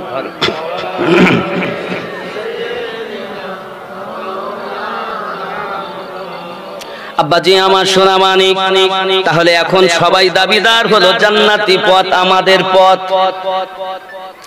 আমার আপনার নবী বলেন বনি ইসরাইল কওমের মানুষ 72 দলে বিভক্ত হয়েছে, আমার উম্মত 73 দলে বিভক্ত হবে। কিন্তু আমার নবী পাক জানালেন কুল্লুহুম ফিন্নার, সব দল জাহান্নামী হবে, ইল্লা মিল্লাতান ওয়াহিদা, শুধুমাত্র একটি দল ব্যতীত। সাহাবায়ে রাসূলদের কথা শোনার পরে মনটা খারাপ হয়ে গেছে। সবাই বলে নবী আমার একটি দল যে জান্নাতে যাবে, সব জাহান্নামে যাবে, মেহেরবানি করে বলুন ক্বালা মান হিয়া, হুজুর ওই দলটি কোন দল হবে? আপনার আমার নবী পরিচয় দিয়ে গেলেন। ক্বালা, নবী আমার বললেন মা আনা আলাইহি ওয়া আসহাবিহি, আমি আর আমার সাহাবায়ে কেরাম যে দলে, ওই দল, ওই পথ, ওই মত জান্নাতি দল। তাহলে এবার আমাদের জানা দরকার সাহাবীদের ঈমান কেমন নাকি? কারণ ঈমানের সংখ্যাতে লেখা আছে ইকরারুম বিল লিসান ওয়া তাসদিকুম বিল কলব, জবান দিয়ে ইকরার করা, দিল দিয়ে মেনে নেওয়ার নাম হলো আপনার কিনা সঠিক জীবন, সঠিক ঈমানদার। আরো জোরে বলুন সুবহানাল্লাহ। হে আমার সোনা মানিক, আমরা জানি একদিন মারা যাব, কেউ জগতে থাকবো না রে বাবা। এই জগৎটা আমাদের জন্য চিরবিদায়ের স্থল একদিন হবে। 50-60 বছর হয়তো বেঁচে আছি, কোটি কোটি বছরের পাতেহ সংগ্রহ করতে হবে। আব্বা আমার সোনা মানিকেরা, এই মূল্যবান সময়টাকে অবহেলায় কাটাবেন না বন্ধু, খুব ভালো করে ব্রেনের ভিতরে ঢুকিয়ে নেন। তাহলে আমার নবী পাক বললেন আমি আর আমার সাহাবায়ে কেরাম যে দলে, ওই দল জান্নাতি দল। এখন আমার সাহাবায়ে কেরামদের আকীদা কেমন আমাদের জানা দরকার। সোনা মানিক আমার, আপনার আমার নবী সাল্লাল্লাহু আলাইহি ওয়াসাল্লাম একদা এসেছেন আপনার কিনা কাছে, হযরতে আলী রাদিয়াল্লাহু তাআলা আনহুর জাং মোবারকায় নবী আমার মাথা রেখে চোখ বন্ধ করে নিয়েছেন। সঙ্গে সঙ্গে হযরতে আলী রাদিয়াল্লাহু তাআলা আনহু দেখেন নবী আরাম করতেছেন। এখন যদি আমি নবীকে ডাকি তাহলে তো আমার নবীর আরামে ত্রুটি হয়ে যাবে। এদিকে আছে আসরের নামাজ, ওই দিকে হলো নবীর খেদমত। খেদমত যদি নবীর করি আসরের নামাজ চলে যায়, আর আসরের নামাজ যদি পড়ি নবীর খেদমত চলে যায়। আমি আলী করি তো এখন কি করি? আমরা হলে কি বলতাম? হুজুর ওঠেন, হুজুর নামাজ পড়িলে, বলতাম না? আমার আব্বাজি সোনা মানিকেরা খুব ভালো করে বুঝুন, আমার আলী রাদিয়াল্লাহু তাআলা কি জানতেন না নামাজ ছেড়ে দেওয়া যাবে না? নামাজ জরুরি, আবার নবীর খেদমত জরুরি। যদি খেদমত করি ইবাদত জাগাই তাও আসরের নামাজ, আর নামাজ যদি পড়তে যাই খেদমত যায়, যেটি মোহাব্বতের ব্যাপার। বাবারা আমার সাহাবায়ে কেরাম নবীজিকে দলিল দিয়ে দেখেননি, অন্তর দিয়ে নবীকে দেখেছে। আমার আব্বাজি সোনামানিকেরা খুব ভালো করে ব্রেনের ভিতরে নেন। হযরতে আলী রাদিয়াল্লাহু তাআলা আনহু একবার আমার নবী পাকের চেহারা মোবারকা জিয়ারত করছেন, আর একবার আকাশের সূর্যের দিকে তাকাচ্ছেন। আল্লাহ, আমি আলী তো বড় বিপদে পড়েছি, এখন খেদমত যদি করি আসরের নামাজ পড়া হয় না, আর নামাজ যদি পড়ি তাহলে খেদমত করা হয় না। কারণ তুমি তো জানিয়েছো কোরআন মাজিদে যদি কেউ আমি আল্লাহকে রাজি করতে চায়, ভালোবাসা পেতে চায়, কোরআন মাজিদের সূরা আল ইমরানের 31 নম্বর আয়াতে আল্লাহ বলেছেন, বিসমিল্লাহির রহমানির রহিম, কুল বলে দিন, ইন কুনতুম তুহিব্বুনাল্লাহ, কেউ যদি আমি আল্লাহকে ভালোবাসতে চায়, নবী আপনি বলে দিন, ফাত্তাবিউনি, তারা যেন আপনার খেদমত করে, আপনার ইত্তেবা করে, আপনার অনুসরণ করে। আয় আল্লাহ, যদি নবীর ইত্তেবা করি তাহলে তুমি কি দেবে? আমার আল্লাহ পাক বলেন, ফাত্তাবিউনি ইউহিব্বুকুমুল্লাহ, আমি আল্লাহ তাকে ভালোবেসে নেব। আল্লাহ গো, আপনি কি শুধু ভালোবাসবেন? আমার আল্লাহ বলেন, না, শুধু ভালোবাসবো না। তাহলে কি করবেন? আমার আল্লাহ পাক বলেন, আমি আল্লাহ তার গুনাহকে maaf করে দেব। কি করবেন? কোথায় আল্লাহ পাক বলেছেন, ফাত্তাবিউনি ইউহিব্বুকুমুল্লাহ, শুধু আমি আল্লাহ ভালোবাসবো না, ওয়া ইয়াগফিরু লাকুম যুনুবাকুম, আমি আল্লাহ তার জীবনের গুনাহ maaf করে দেব। আল্লাহ আপনি কি আর কিছু করবেন? আমার আল্লাহ পাক বলেন, শুধু maaf করব না, আমি আল্লাহ শুধু ভালোবাসবো না, শুধু আমি আল্লাহ তাকে আরো নেয়ামত দেব। কি দেব? আল্লাহু গফুরুর রহিম, আমি আল্লাহ তার প্রতি রহমত বর্ষণ করতে থাকব। তাহলে আল্লাহ পাওয়া যাবে, আল্লাহর ভালোবাসা পাবো কিসে? নবীর ইত্তেবায়। শুধু আল্লাহর ভালোবাসা পাবো না, জীবনের গুনাহ maaf হবে নবীর ইত্তেবায়। আল্লাহর রহমত প্রাপ্ত হব নবীর। এটা কে ডিক্লার দিয়েছেন? কোথায় আছে? কোরআন শরীফে সূরা আল ইমরানের 31 নম্বর আয়াত। জোরে বলুন। আমি কি কোরআন হাদিসের বাইরে বক্তব্য দিচ্ছি? কিছু কি বুঝতেছেন? আব্বাজি আমার সোনামানিকেরা, তাহলে ব্রেনকে পরিষ্কার করুন, ঝালাই করুন। যত মত, যত পথ আপনি এদিক ওদিক করে বেড়াচ্ছেন, জেনে রাখবেন আপনার কোন পথ জান্নাতে নিয়ে যাবে না। একটি পথ জান্নাতি পথ, সেটা হলো নবী ও সাহাবীর পথ। ঠিক না? আব্বাজি আমার, এই নবী সাহাবীর পথটাই হলো সিরাতুল মুস্তাকিম। ও সোনামানিকেরা, হযরত আলী রাদিয়াল্লাহু তাআলা আনহু নবীকে ডাকতেও পাচ্ছেন না, আবার আপনার কিনা চলছেন, নামাজও পড়তে পাচ্ছেন না। আমার আল্লাহ তো অপর জায়গা জানিয়েছেন, মাইয়াতিউর রাসূলা ফাকাদ আতা আল্লাহ, কেউ যদি নবীর পায়রবি করে, নবীর পায়রবি করিনি, আমি আল্লাহ পায়রবি করেছে।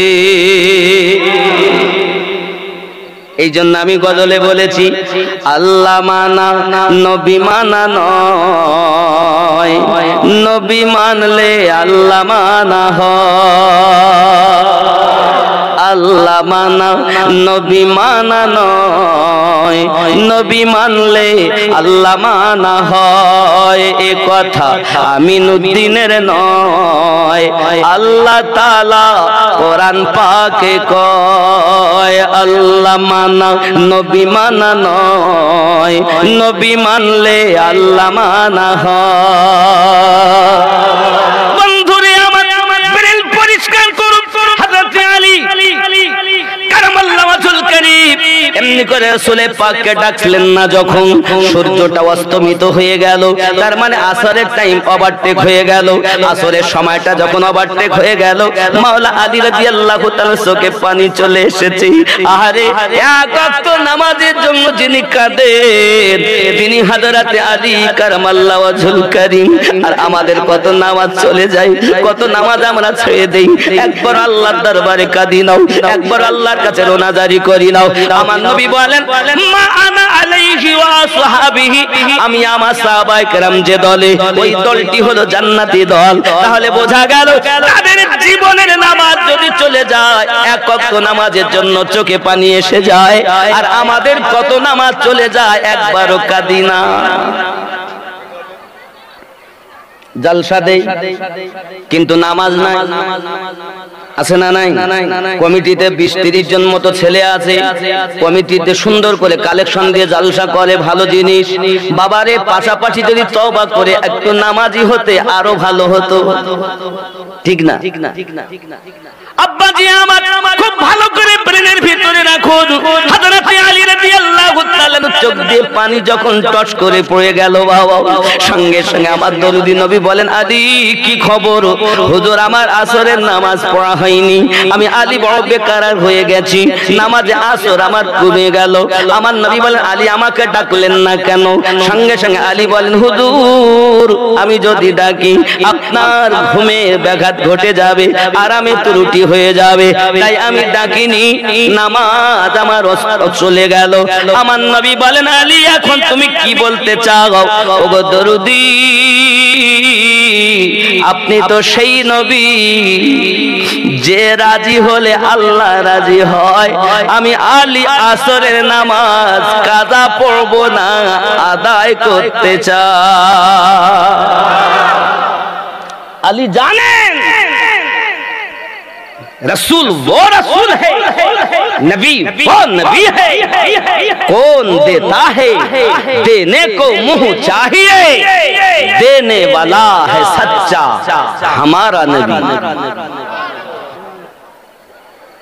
এজন্য আবার বলা হয়েছে, मैं मदीने चला, मैं मदीने चला, मैं मदीने चला, मैं मदीने चला, जो है महबूब रब अपनी उनसे सब, जो है महबूब रब अपनी उनसे सब, बख्शवाने खता मैं मदीने चला, फिर करम हो गया मैं मदीने चला।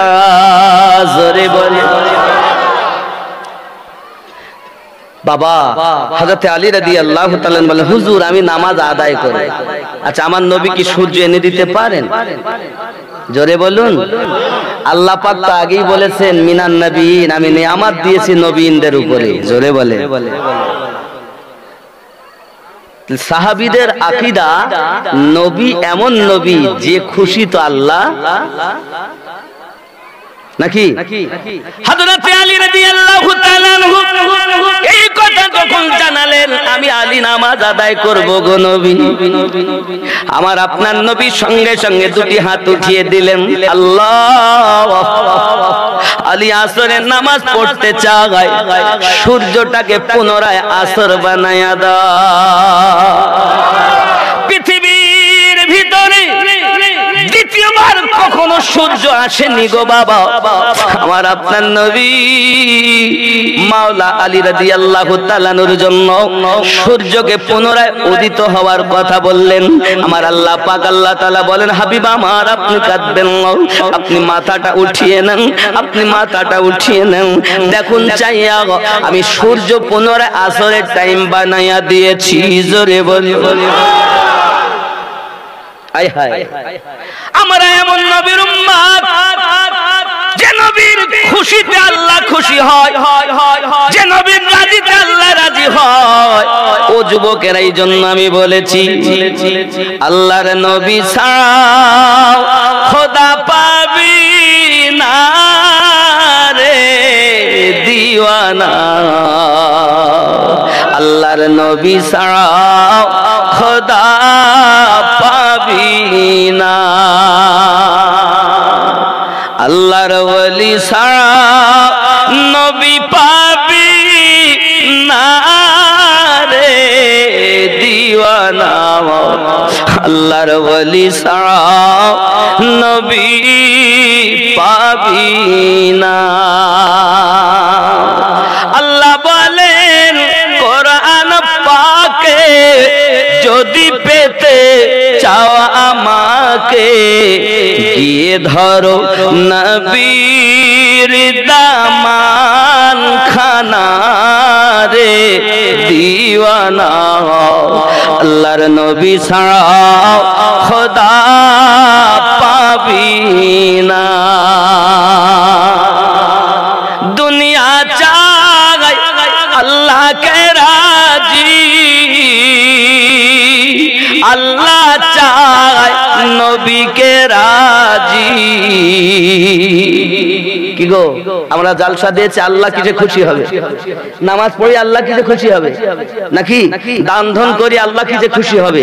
আল্লাহ বলছে, দেখ খেয়াল করেন, দুনিয়া চায় আল্লাহকে রাজি, আল্লাহ চায় নবীকে রাজি। এ ভেদে তত্ত্ব বোঝা যাবে না রে দিওয়ানা, আল্লাহর নবী ছাড়া খোদা পাবি না।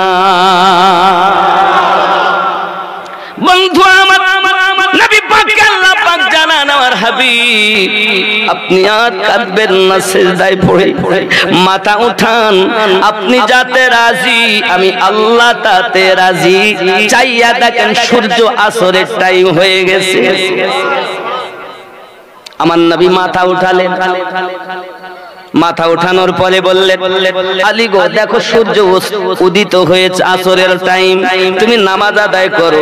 হযরত আলী রাদিয়াল্লাহু তাআলা নামাজ পড়তে গেছেন। বাবা নামাজ পড়তেছেন, আমাদের মতো নামাজ নয়। আমরা নামাজ পড়ি তো, নামাজ পড়েন না? নামাজে গেলে শয়তানি চিন্তা ভাবনা আসে না? আসে না? কথা কন আসে তো।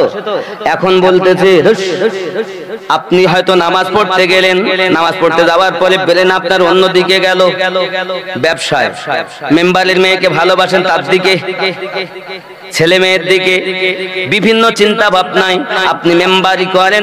কেউ আপনার কাছে টাকা পাবে, সরকারি পক্ষ থেকে টাকা আসার কথা ছিল, আসেনি, ব্রেনের ভিতরে চিন্তা, নামাজ পড়তেছেন, টাকা কি দেবে কি দেবে না, আলহামদুলিল্লাহ রাব্বিল আলামিন আর রহমান রহিম। হয় না? হয় না? হয় না? আরে প্রত্যেকেরই কম বেশি চিন্তা হয় কি হয় না? সংসারের চিন্তা, ব্যবসার চিন্তা, বিভিন্ন চিন্তা ভাবনা, ছেলে মেয়ের চিন্তা, বিবির চিন্তা, আত্মীয়র চিন্তা, কোথায় মার্কেটে যাচ্ছে চিন্তা, হয় কি হয় না? এই কথা বলেন না কেন? আমি বাস্তব বলছি না অবাস্তব বলছি? চিন্তা হয়।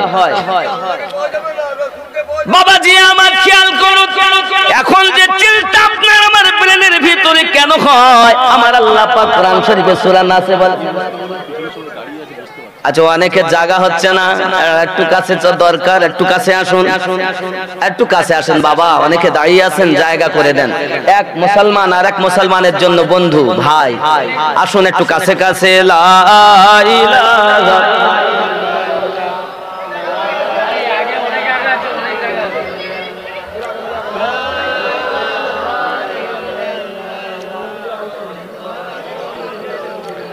दीनो मिला, ईमान मिला, पढ़ने के लिए कुरान मिला, जो कुछ देने का था सब कुछ दिलवा दिया कमली वाले ने। ला इलाहा इल्लल्लाह, ला इलाहा इल्लल्लाह मुहम्मद সাল্লাল্লাহু আলাইহি ওয়াসাল্লাম হযরত আলী রাদিয়াল্লাহু তাআলা নামাজে গেলেন। আব্বাজি আমার নামাজে আপনার দাঁড়িয়ে গেছেন। আমাদের মতো নামাজ তিনি পড়তেন না। তাদের নামাজে ছিল খুশু খুজু, তাদের নামাজে ছিল আল্লাহ পাকের সঙ্গে উলফাত। নামাজ মানে এমন ইবাদত, স্রষ্টার সঙ্গে সৃষ্টির মিলনের নাম হলো নামাজ। কিন্তু আমাদের হালাত কি? মন্ত্রী ধরলি নামাজ, পড়লি নামাজ সারা জীবন ভোর, নামাজ হইল না রে তোর, নামাজের নিলি না খবর।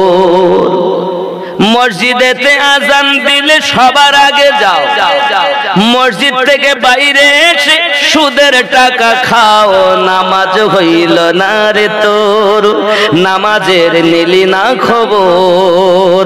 মন্ত্রী ধরলি নামাজ, পড়লি নামাজ সারা জীবন ভোর, নামাজ হইল না রে তোর।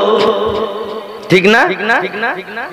এ নামাজের ভিতরে তোমায় মশায় কামড় দিলে, নামাজের ভিতরে তোমায় মশায় কামড় দিলে, মশা তুমি আগে মারো, রুকু সেজদা ফেলে, নামাজ হইল না রে তোর, নামাজের নিলি না খবর।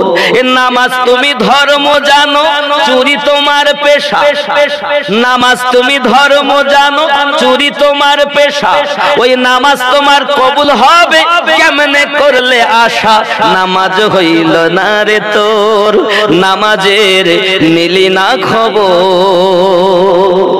তাহলে নামাজ হবে কেমন করে?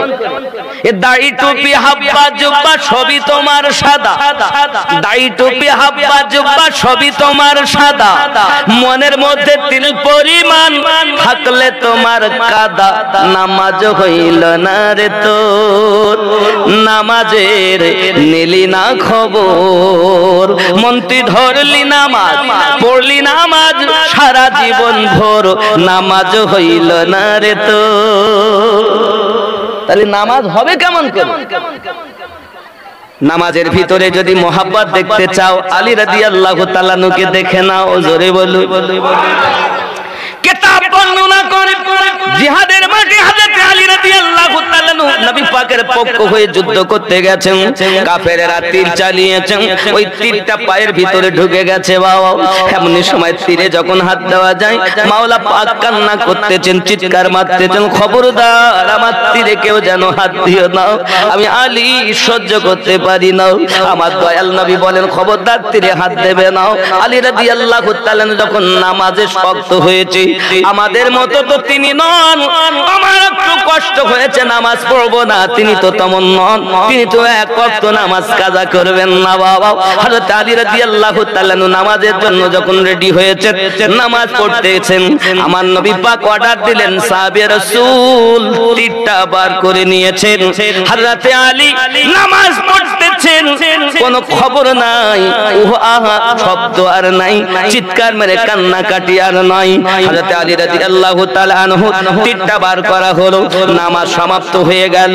আলী রাদিয়াল্লাহু তাআলাকে জিজ্ঞাসা করা, আলী পায়ের তীর বার করা হয় তুমি কি বুঝতে পারো না? বলে, বন্ধু গো, আমি যখন ইবাদত করি আমি আমার মাবুদকে দেখি, নইলে আমার নবী বলেছেন এমন ভয় রাখো ওই মাবুদ তোমাকে দেখতেছে। আমি আলী যখন নামাজ পড়ি গো, তখন আমার মাবুদকে আমি দেখি, এই জন্য আমি আলী একটি সেজদা দেই, এক সেজদা দেওয়ার পরে দ্বিতীয় সেজদা দেওয়ার মাঝে আমি আলী তত সময় দ্বিতীয় সেজদা দিতাম না যত সময় আমি আমার আল্লাহকে দেখে না নিতাম। নামাজের নাম স্রষ্টার সঙ্গে সৃষ্টির মিলন। আর আমরা এখন কি নামাজ পড়তেছি, যাচ্ছি আর ঠুকতেছি আর আসতেছি, আর দল এত দল শুধু বলছি নামাজ পড়, কিন্তু কিভাবে পড়বো এ শুধু একটি দলই বলে, যে দল জান্নাতি দল। ঠিক কিনা বলেন? এই 73টা দলের মধ্যে কোন দল কি এমন আছে যে নামাজের বাইরে কথা বলে? সবাই নামাজের কথা বলছে, নামাজ পড়ুন, নামাজ ধরুন, নামাজ পড়ুন, দাড়ি রাখুন, নামাজ পড়ুন, কোরআন তেলাওয়াত করুন। তো নামাজ তো সবাই পড়তে বলছে, কিন্তু নামাজ পড়তে গেলেই মিন শাজ্জিল ওয়াসওয়াসিল খান্নাস, শয়তান আমাদের ধোঁকা দেয়। আমরা শয়তানের ধোঁকায় পড়ে সংসারের চিন্তা করি, ব্যবসার চিন্তা করি, নানান চিন্তা করি। আচ্ছা আপনারা বলুন, ধোঁকা দেয় কে? সত্য না মিথ্যা? আল্লাহ ধোঁকা দেয়? ফেরেশতারা ধোঁকা দেয়? তাহলে শয়তান ধোঁকা দেয়। তার কি এত বড় ক্ষমতা? একে তো ভালো পথে যেতে দেয় না, তারপরও আমি শয়তানকে ওভারটেক করে উজু করলাম, পবিত্র কাপড় পরলাম, পবিত্র জায়গায় দাঁড়িয়ে যেই নামাজ শুরু করেছি, এবার শয়তান ব্রেনের ভেতর ঢুকে গেছে। ঢুকে বলছে ব্যবসার দিকে মন, তারপরে ছেলে মেয়ের দিকে মন, আত্মীয়র দিকে মন, বিভিন্ন চিন্তার দিকে শয়তান আমাদের ব্রেন ছিটিয়ে দেয় কি দেয় না? দেয় কি দেয় না? তাহলে শয়তানের এত বড় ক্ষমতা যে ভিতরে ঢুকেও ধোঁকা দেয়। তাহলে যদি শয়তানের এত ক্ষমতা থাকে, তাহলে আমাদের নবীর ক্ষমতা কম না বেশি? আমাদের নবী কি এখানে আছেন? থাকতে পারেন? হ্যাঁ কথা বলেন, আছেন না? নাই। আপনি যদি এখানে শয়তান আছে তো নাই? শয়তান আছে না? শয়তান যদি থাকতে পারে, আমার নবী আসতে পারেন না? আসেন কিনা পরের কথা, নবীকে আমরা দেখি না এটা আলাদা কথা, কিন্তু সাধারণ দলিল দিচ্ছি না, এবার সাধারণ ব্রেনে আপনাদের ভাবতে বলছি। সাধারণ ব্রেনে ভাবুন, দলিল তো আমি দিবই, কিন্তু সাধারণ ভাবে আপনারা ভাবুন, শয়তানের যদি এত ক্ষমতা হয়, তাহলে আল্লাহ আমাদের নবীকে কি তার থেকে কম দিয়েছেন না বেশি দিয়েছেন? আচ্ছা শয়তানকে আপনি এক সাইডে রাখুন, আমাদের কাছে ফেরেশতা আছে? আছে, সবার কাছে আছে। কয়টা ফেরেশতা? দুটো, একজন ভালো লেখে আর একজন খারাপ লেখে। আমি মিথ্যা বলছি না ঠিক বলছি? এই ফেরেশতারা আছেন তো আমাদের সবার কাছে? কজন? আচ্ছা মক্কাতে যারা আছে তাদের কাছে, মদিনাতে যারা আছে তাদের কাছে, সুন্দরবন জঙ্গলে যারা আছে তাদের কাছে, তাহলে ফেরেশতা দুজন থাকে কেমন করে? নিশ্চিত আল্লাহ ফেরেশতাদেরকে ক্ষমতা দিয়েছেন বিধায় তারা থাকতে, কে ক্ষমতা দিয়েছেন? আল্লাহ। আল্লাহর দেওয়া ক্ষমতায় ফেরেশতারা থাকতে পারেন। পারেন কি আছেন? আমরা দেখতে পাচ্ছি না, আপনারা কি কেউ দেখতেছেন ফেরেশতা? দেখছি না, কিন্তু তাও আমরা সালাম দেই, বিশ্বাস করি যে ফেরেশতা আছেন। একজন ভালো লিখছেন, একজন সত্যি ফেরেশতা, ঠিক না ভুল?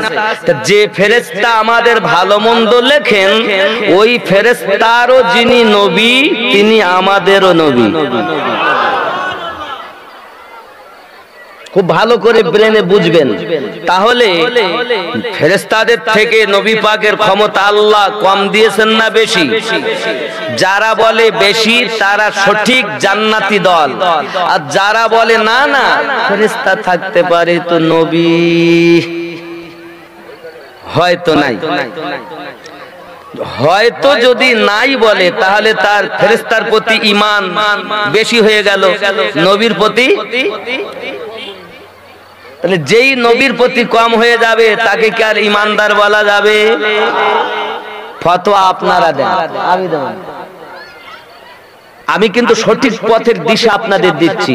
কে কার উপরে যাবে আমি জানি না, কোন বড় পীর সাহেবের উপরে গেল আমার দেখার দরকার নেই। আমি সঠিক কথা উত্থাপন করা আমার কাজ, ঠিক কিনা? আরো একটা জিনিস বলি, তাহলে আমাদের ঈমান, আমাদের রব, আমাদের আল্লাহ দুনিয়ায় যত জীব সৃষ্টি করেছেন, এই জীবের মধ্যে সর্বশ্রেষ্ঠ জীব হলো মানুষ, নাকি বলেন? আর এই মানুষের ভিতরে সর্বশ্রেষ্ঠ মহামানব, সব থেকে বেশি ক্ষমতার অধিকারী মহামানব আমাদের নবী। তাহলে সব থেকে বেশি ক্ষমতা কার? আমাদের নবী। আল্লাহ দিয়েছেন। ফেরেশতাদের থেকেও আমাদের নবীর ক্ষমতা বেশি। জোরে বলে নাকি বাবাজি আমার? তাহলে আমাদের ঈমান পোক্তা। চলেন আমি একটুখানি আপনাদেরকে বলি, আমরা যখন নামাজ পড়ি, আপনারা নামাজ পড়েন তো? নামাজে গিয়ে কি করেন? আল্লাহুম্মা সাল্লি, দরুদ তো পড়ছেন আল্লাহুম্মা সাল্লি আলা মুহাম্মদ, কিন্তু আপনি যখন বৈঠকে বসেছেন তখন আমি পড়ছি আত্তাহিয়াতু লিল্লাহি ওয়াস সালাওয়াতু ওয়াত তাইয়্যিবাতু আসসালামু আলাইকা আইয়ুহান নাবিয়্যু, পড়ি না? আসসালামু আলাইকা আইয়ুহান নাবিয়্যু, এই নবীর উপরে দরুদ ও সালাম বলি কি বলি না? তাহলে এই মানুষ আমার, এই ভাই, এই নবীর উপরে যদি ওইখানে থাকে, তাহলে আমাদের কমিটির ভাইরা ওখানে বসে আছেন, তাহলে কি বলবো? ওইখানে আমরা নামাজে বলছি আইয়ুহান নাবিয়্যু, এই নবীর উপরে দরুদ সালাম, নামাজে বললাম। আর নামাজ থেকে বাইরে এসে বলছি নবী এখানে নাই, আমি আছি কুলঠায়, নবী আছে মদিনায়। ভালো করে নামাজকে বুঝুন আগে। সব দল নামাজের কথা বলে, কিন্তু সঠিক কথা এক দল বলে। নামাজে যেটা আমরা বলি, তাহলে নামাজে যেটা বলি তার সাথে আমাদের জীবনটা মিল হওয়া উচিত কিনা? কথা বলেন। তাহলে আপনি হয়তো বলবেন হুজুর ফেরেশতা দেখতে পাচ্ছি না যেমন বিশ্বাস, নবীও নিকটে আছে এটাও, এরই নাম ঈমান। জোরে বলে। এখন প্রশ্ন হতে পারে আমিনউদ্দিন ভাই, আপনি 24 পরগনা থেকে এসে এত বড় লেকচার দিচ্ছেন, নবী এখানে আছে প্রমাণ করছেন। বলছি বাবা আমি বলবো কেন? নবী সম্পর্কে তো আমরা নামাজেই বলছি। চলো, দেখতে পাচ্ছি না বলে তুমি অবিশ্বাস করছো, আল্লাহ তুমি বলো নবী কোথায় আছে? তাহলে আমিনউদ্দিনের কথা মানবো না, কার কথা মানবো? আল্লাহর কথা। কোথায় নবী? এই যে বললাম আইয়ুহান নবী, এই নবীর উপরে। তাহলে এই নবী বলতে ডাইনে, বামে, সামনে, পিছনে কোথায় নবী আছে? ফেরেশতা নেই বললাম, ডান কাঁধ বাম কাঁধ, কাটলেও দেখা যায় না, ভারীও লাগে না, শুধু সবাই বলে কাঁধে ফেরেশতা আছে, কাঁধে ফেরেশতা আছে, দেখতেও পাইনি। কিন্তু দেখতে না পেলেও আমাদের বিশ্বাস। আর বাংলায় বলে বিশ্বাস, আরবিতে বলে ঈমান। জোরে বলে। তাহলে আরবিতে আমাদের ঈমান পরিষ্কার, দেখতে না পেলেও ফেরেশতা আছেন, আর থাকার ক্ষমতা আল্লাহ দিয়েছেন। ঠিক কিনা? তাহলে নবী কোথায় আছে এর বিশ্বাস, আল্লাহ তুমি বলো। আমার আল্লাহ, আমার ওয়াজ কি বুঝতে পারছেন? পরিষ্কার বুঝতেছেন তো? আল্লাহ আপনি বলুন নবী কোথায় আছেন? আমরা তো নামাজে বললাম আইয়ুহান নাবিয়্যু, কিন্তু আপনি ফয়সালা দিন নবী কোথায়? ডাইনে বামে সামনে পিছনে। আমার আল্লাহ পাক আল্লাহ তাআলা কোরআন মাজিদ সূরা আহজাব, কোন সূরা? সূরা আহজাব মানে 33 নাম্বার সূরা। কয় নাম্বার সূরা? 33 নাম্বার সূরা। সূরাটির নাম সূরা আহজাব, আয়াত নাম্বার 6। কয় নাম্বার আয়াত?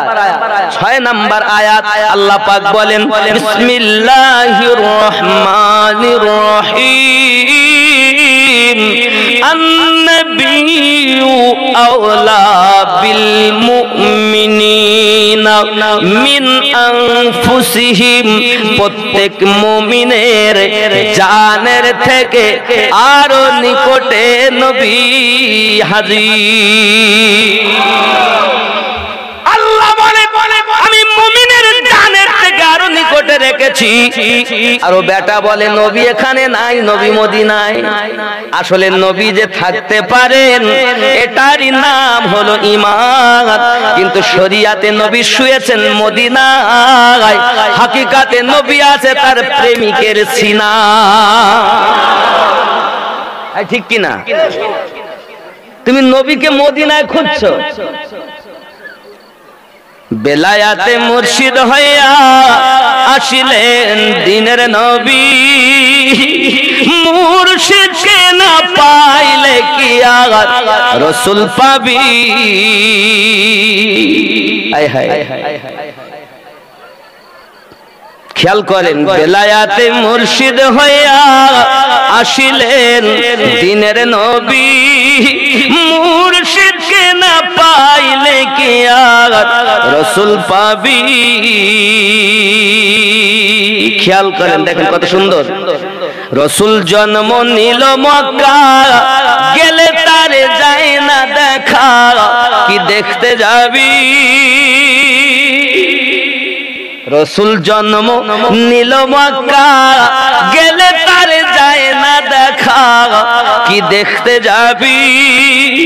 মদিনায় তার রওজা আছে, মদিনায় তার রওজা আছে, গেলে তারে যায় না দেখা, কি দেখতে যাবি রে মোর, কি দেখতে যাবি।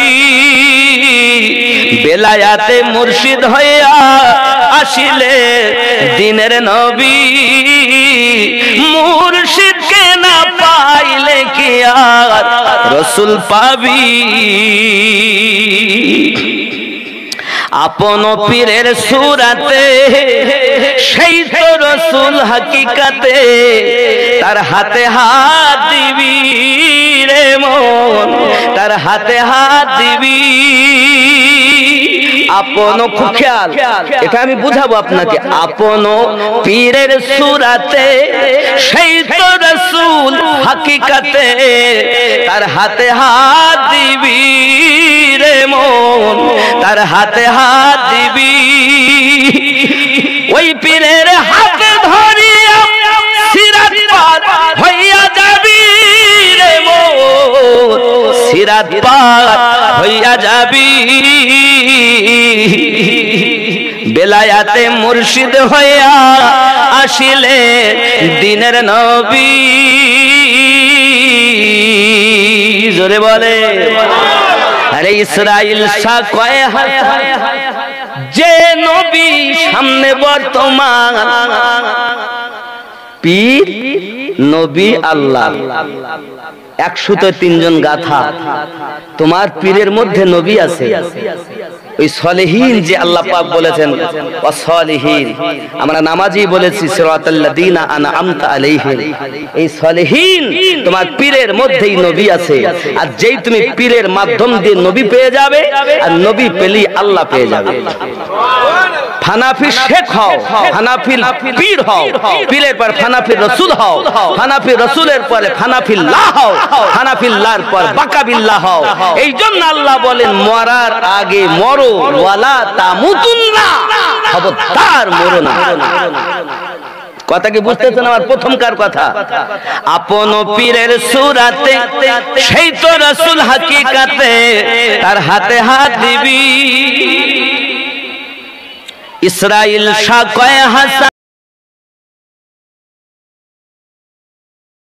কয় হাসান যে নবী সামনে বর্তমান, তার তালিম নিবি রে মন, তার তালিম নিবি। বেলায়াতে মুর্শিদ হইয়া আসিলেন দিনের নবী, মুর্শিদকে না পাইলে কি আর রাসূল পাবি। আল্লাহুম্মা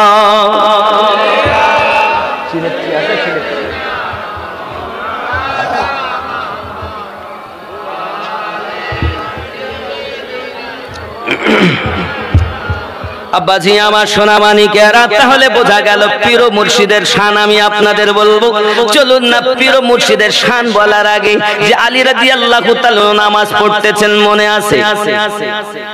আলী নামাজ, আল্লাহর হাবিব বললেন নামাজ পড়ো, আলী নামাজে দাঁড়িয়ে গেলেন। আমাদের মতো নামাজ তিনি পড়তেন না। তার নামাজে একটা সেজদা দিলে আর একটা সেজদা তত সময় হয় না যত সময় তার রবের দিদার না হয়। এবং এই নামাজের হাকিকত তুমি তুমি জানো আজ তোমাকে যেসব মোল্লারা নামাজ পড়তে বলে তার হাকিকাত বলে না। এখন নামাজের হাকিকাত জানতে গেলে আপন মুর্শিদের কাছে চলে যাও, আপন পীরের কাছে চলে যাও, কারণ ওই মুর্শিদেরা আল্লাহর ইবাদত করে আল্লাহর নবীর দিদার লাভ করেছে, তারা অমর হয়ে আপন আপন মাজারে শুয়ে আছে। মুর্শিদেরা অমর জীবন লাভ করেছেন, তাই বলে মরার আগে মরো।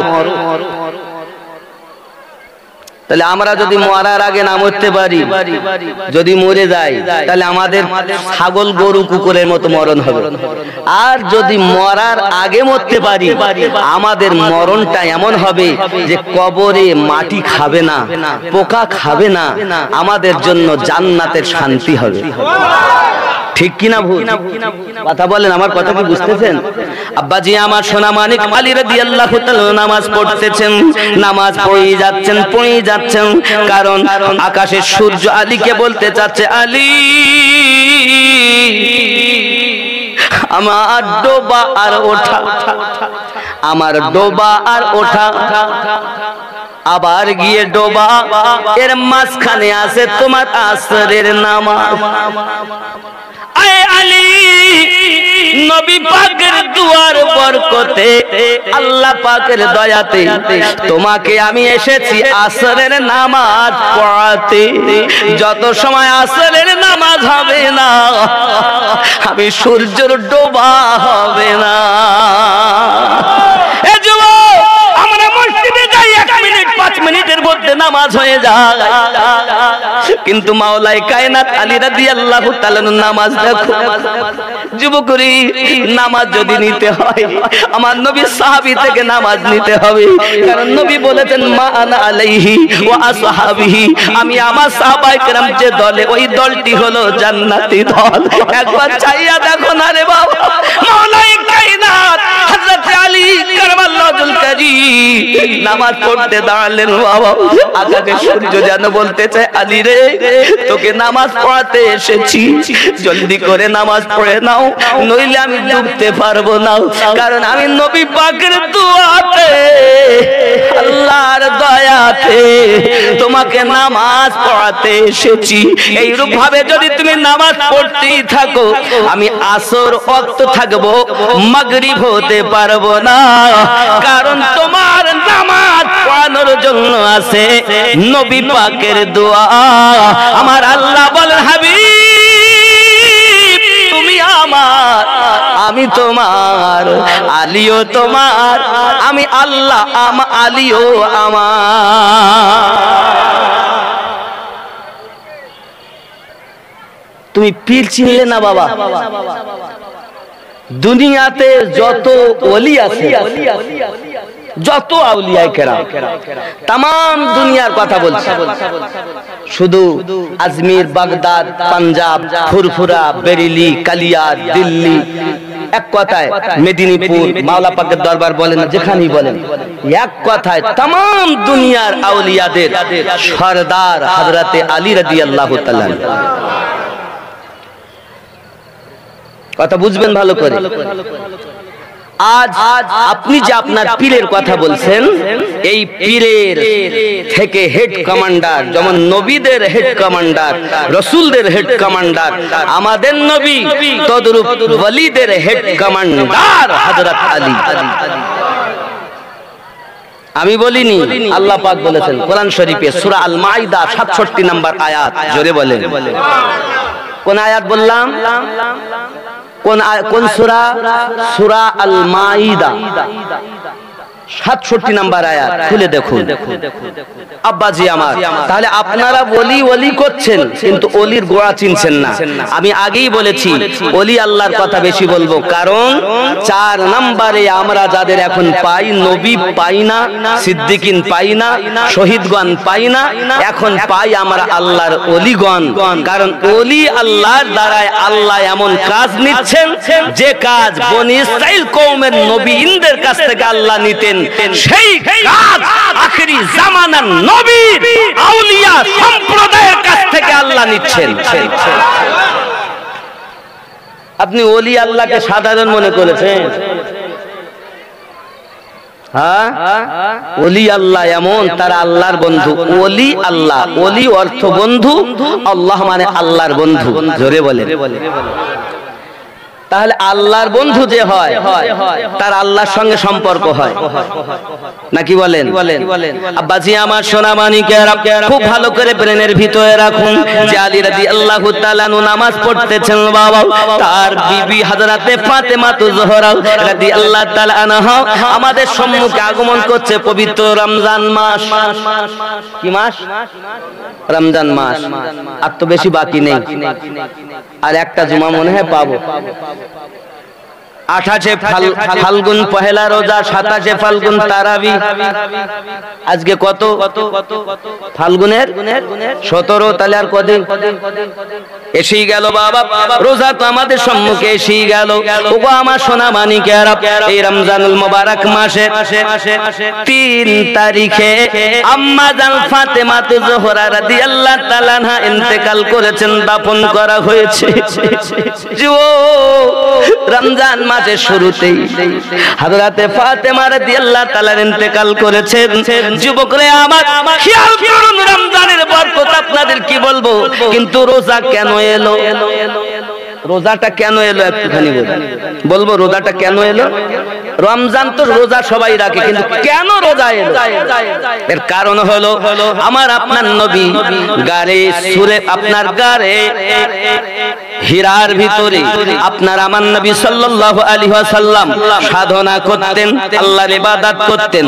এমন সময়তে দেখা যেত 10 দিন, 20 দিন, 25 দিন, এমন কি 29 দিন পর্যন্ত আমার নবী পাকের কাছে কোনো খাবার পৌঁছায়নি।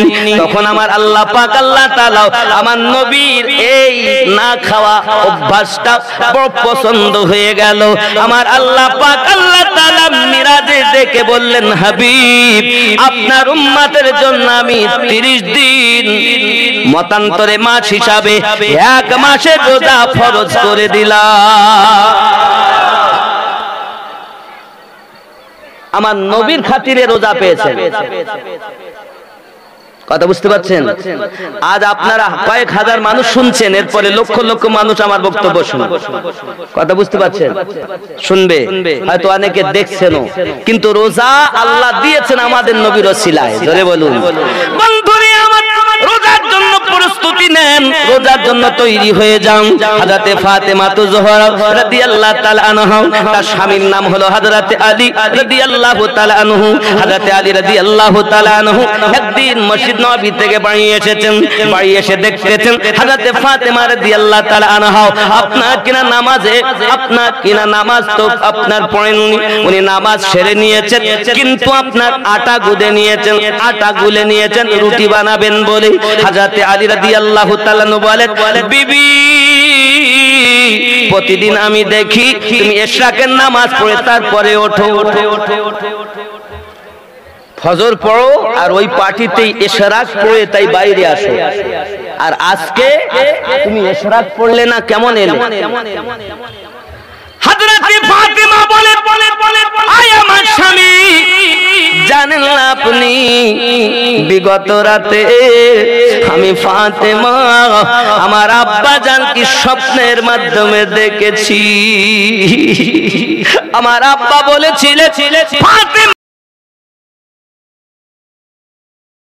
আমার 6 মাস যখন পূর্ণ হয়ে যাবে, সর্বপ্রথম তুমি আমার সঙ্গে দেখা করবে। ওগো আমার স্বামী, আমি আমার আব্বা হুজুরকে স্বপ্নের মাধ্যমে দেখি, আমার আব্বা আমার নিকটে এসে কি যেন খুঁজতেছেন। আমি বললাম, আব্বুজি আপনি কি খুঁজতেছেন? সঙ্গে সঙ্গে বলে, মা গো ফাতেমা, আমি খুঁজতেছি আমার আপনজন। সঙ্গে সঙ্গে আয় আমার স্বামী গো, আমার আব্বুজি আমাকে ডেকে গেলেন। আমি বুঝতে পেরেছি আজ 6 মাস পূর্ণ হয়ে গেছে, আমি ফাতেমা থাকবো না দুনিয়ায়, আজকে আমার শেষ দিন। খেয়াল করেন, দ্বিতীয় রোজা ওভারটেক হয়ে গেল বাবা। দ্বিতীয় রোজার দিন সকালবেলা যখন এই ঘটনা ঘটতেছে, হযরত আলী রাদিয়াল্লাহু তাআলা আনহু এই কথা যখন শুনেছেন বড় আশ্চর্যান্বিত হয়ে গেলেন। বিবি তুমি কি কথা বলতেছো? এ কেমন কথা তুমি বলতেছো?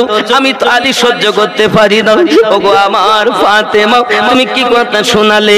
ওগো আমার স্বামী, আমি আপনাকে বলি শুনুন, আমি আপনার কাছে দাবি করি, আমি আপনাকে বলতে চাই আমার শর্ত হলো এটা, আমি যখন দুনিয়া থেকে ইন্তেকাল করব আপনি একটা সুন্দর মেয়ে দেখে বিবাহ করবেন।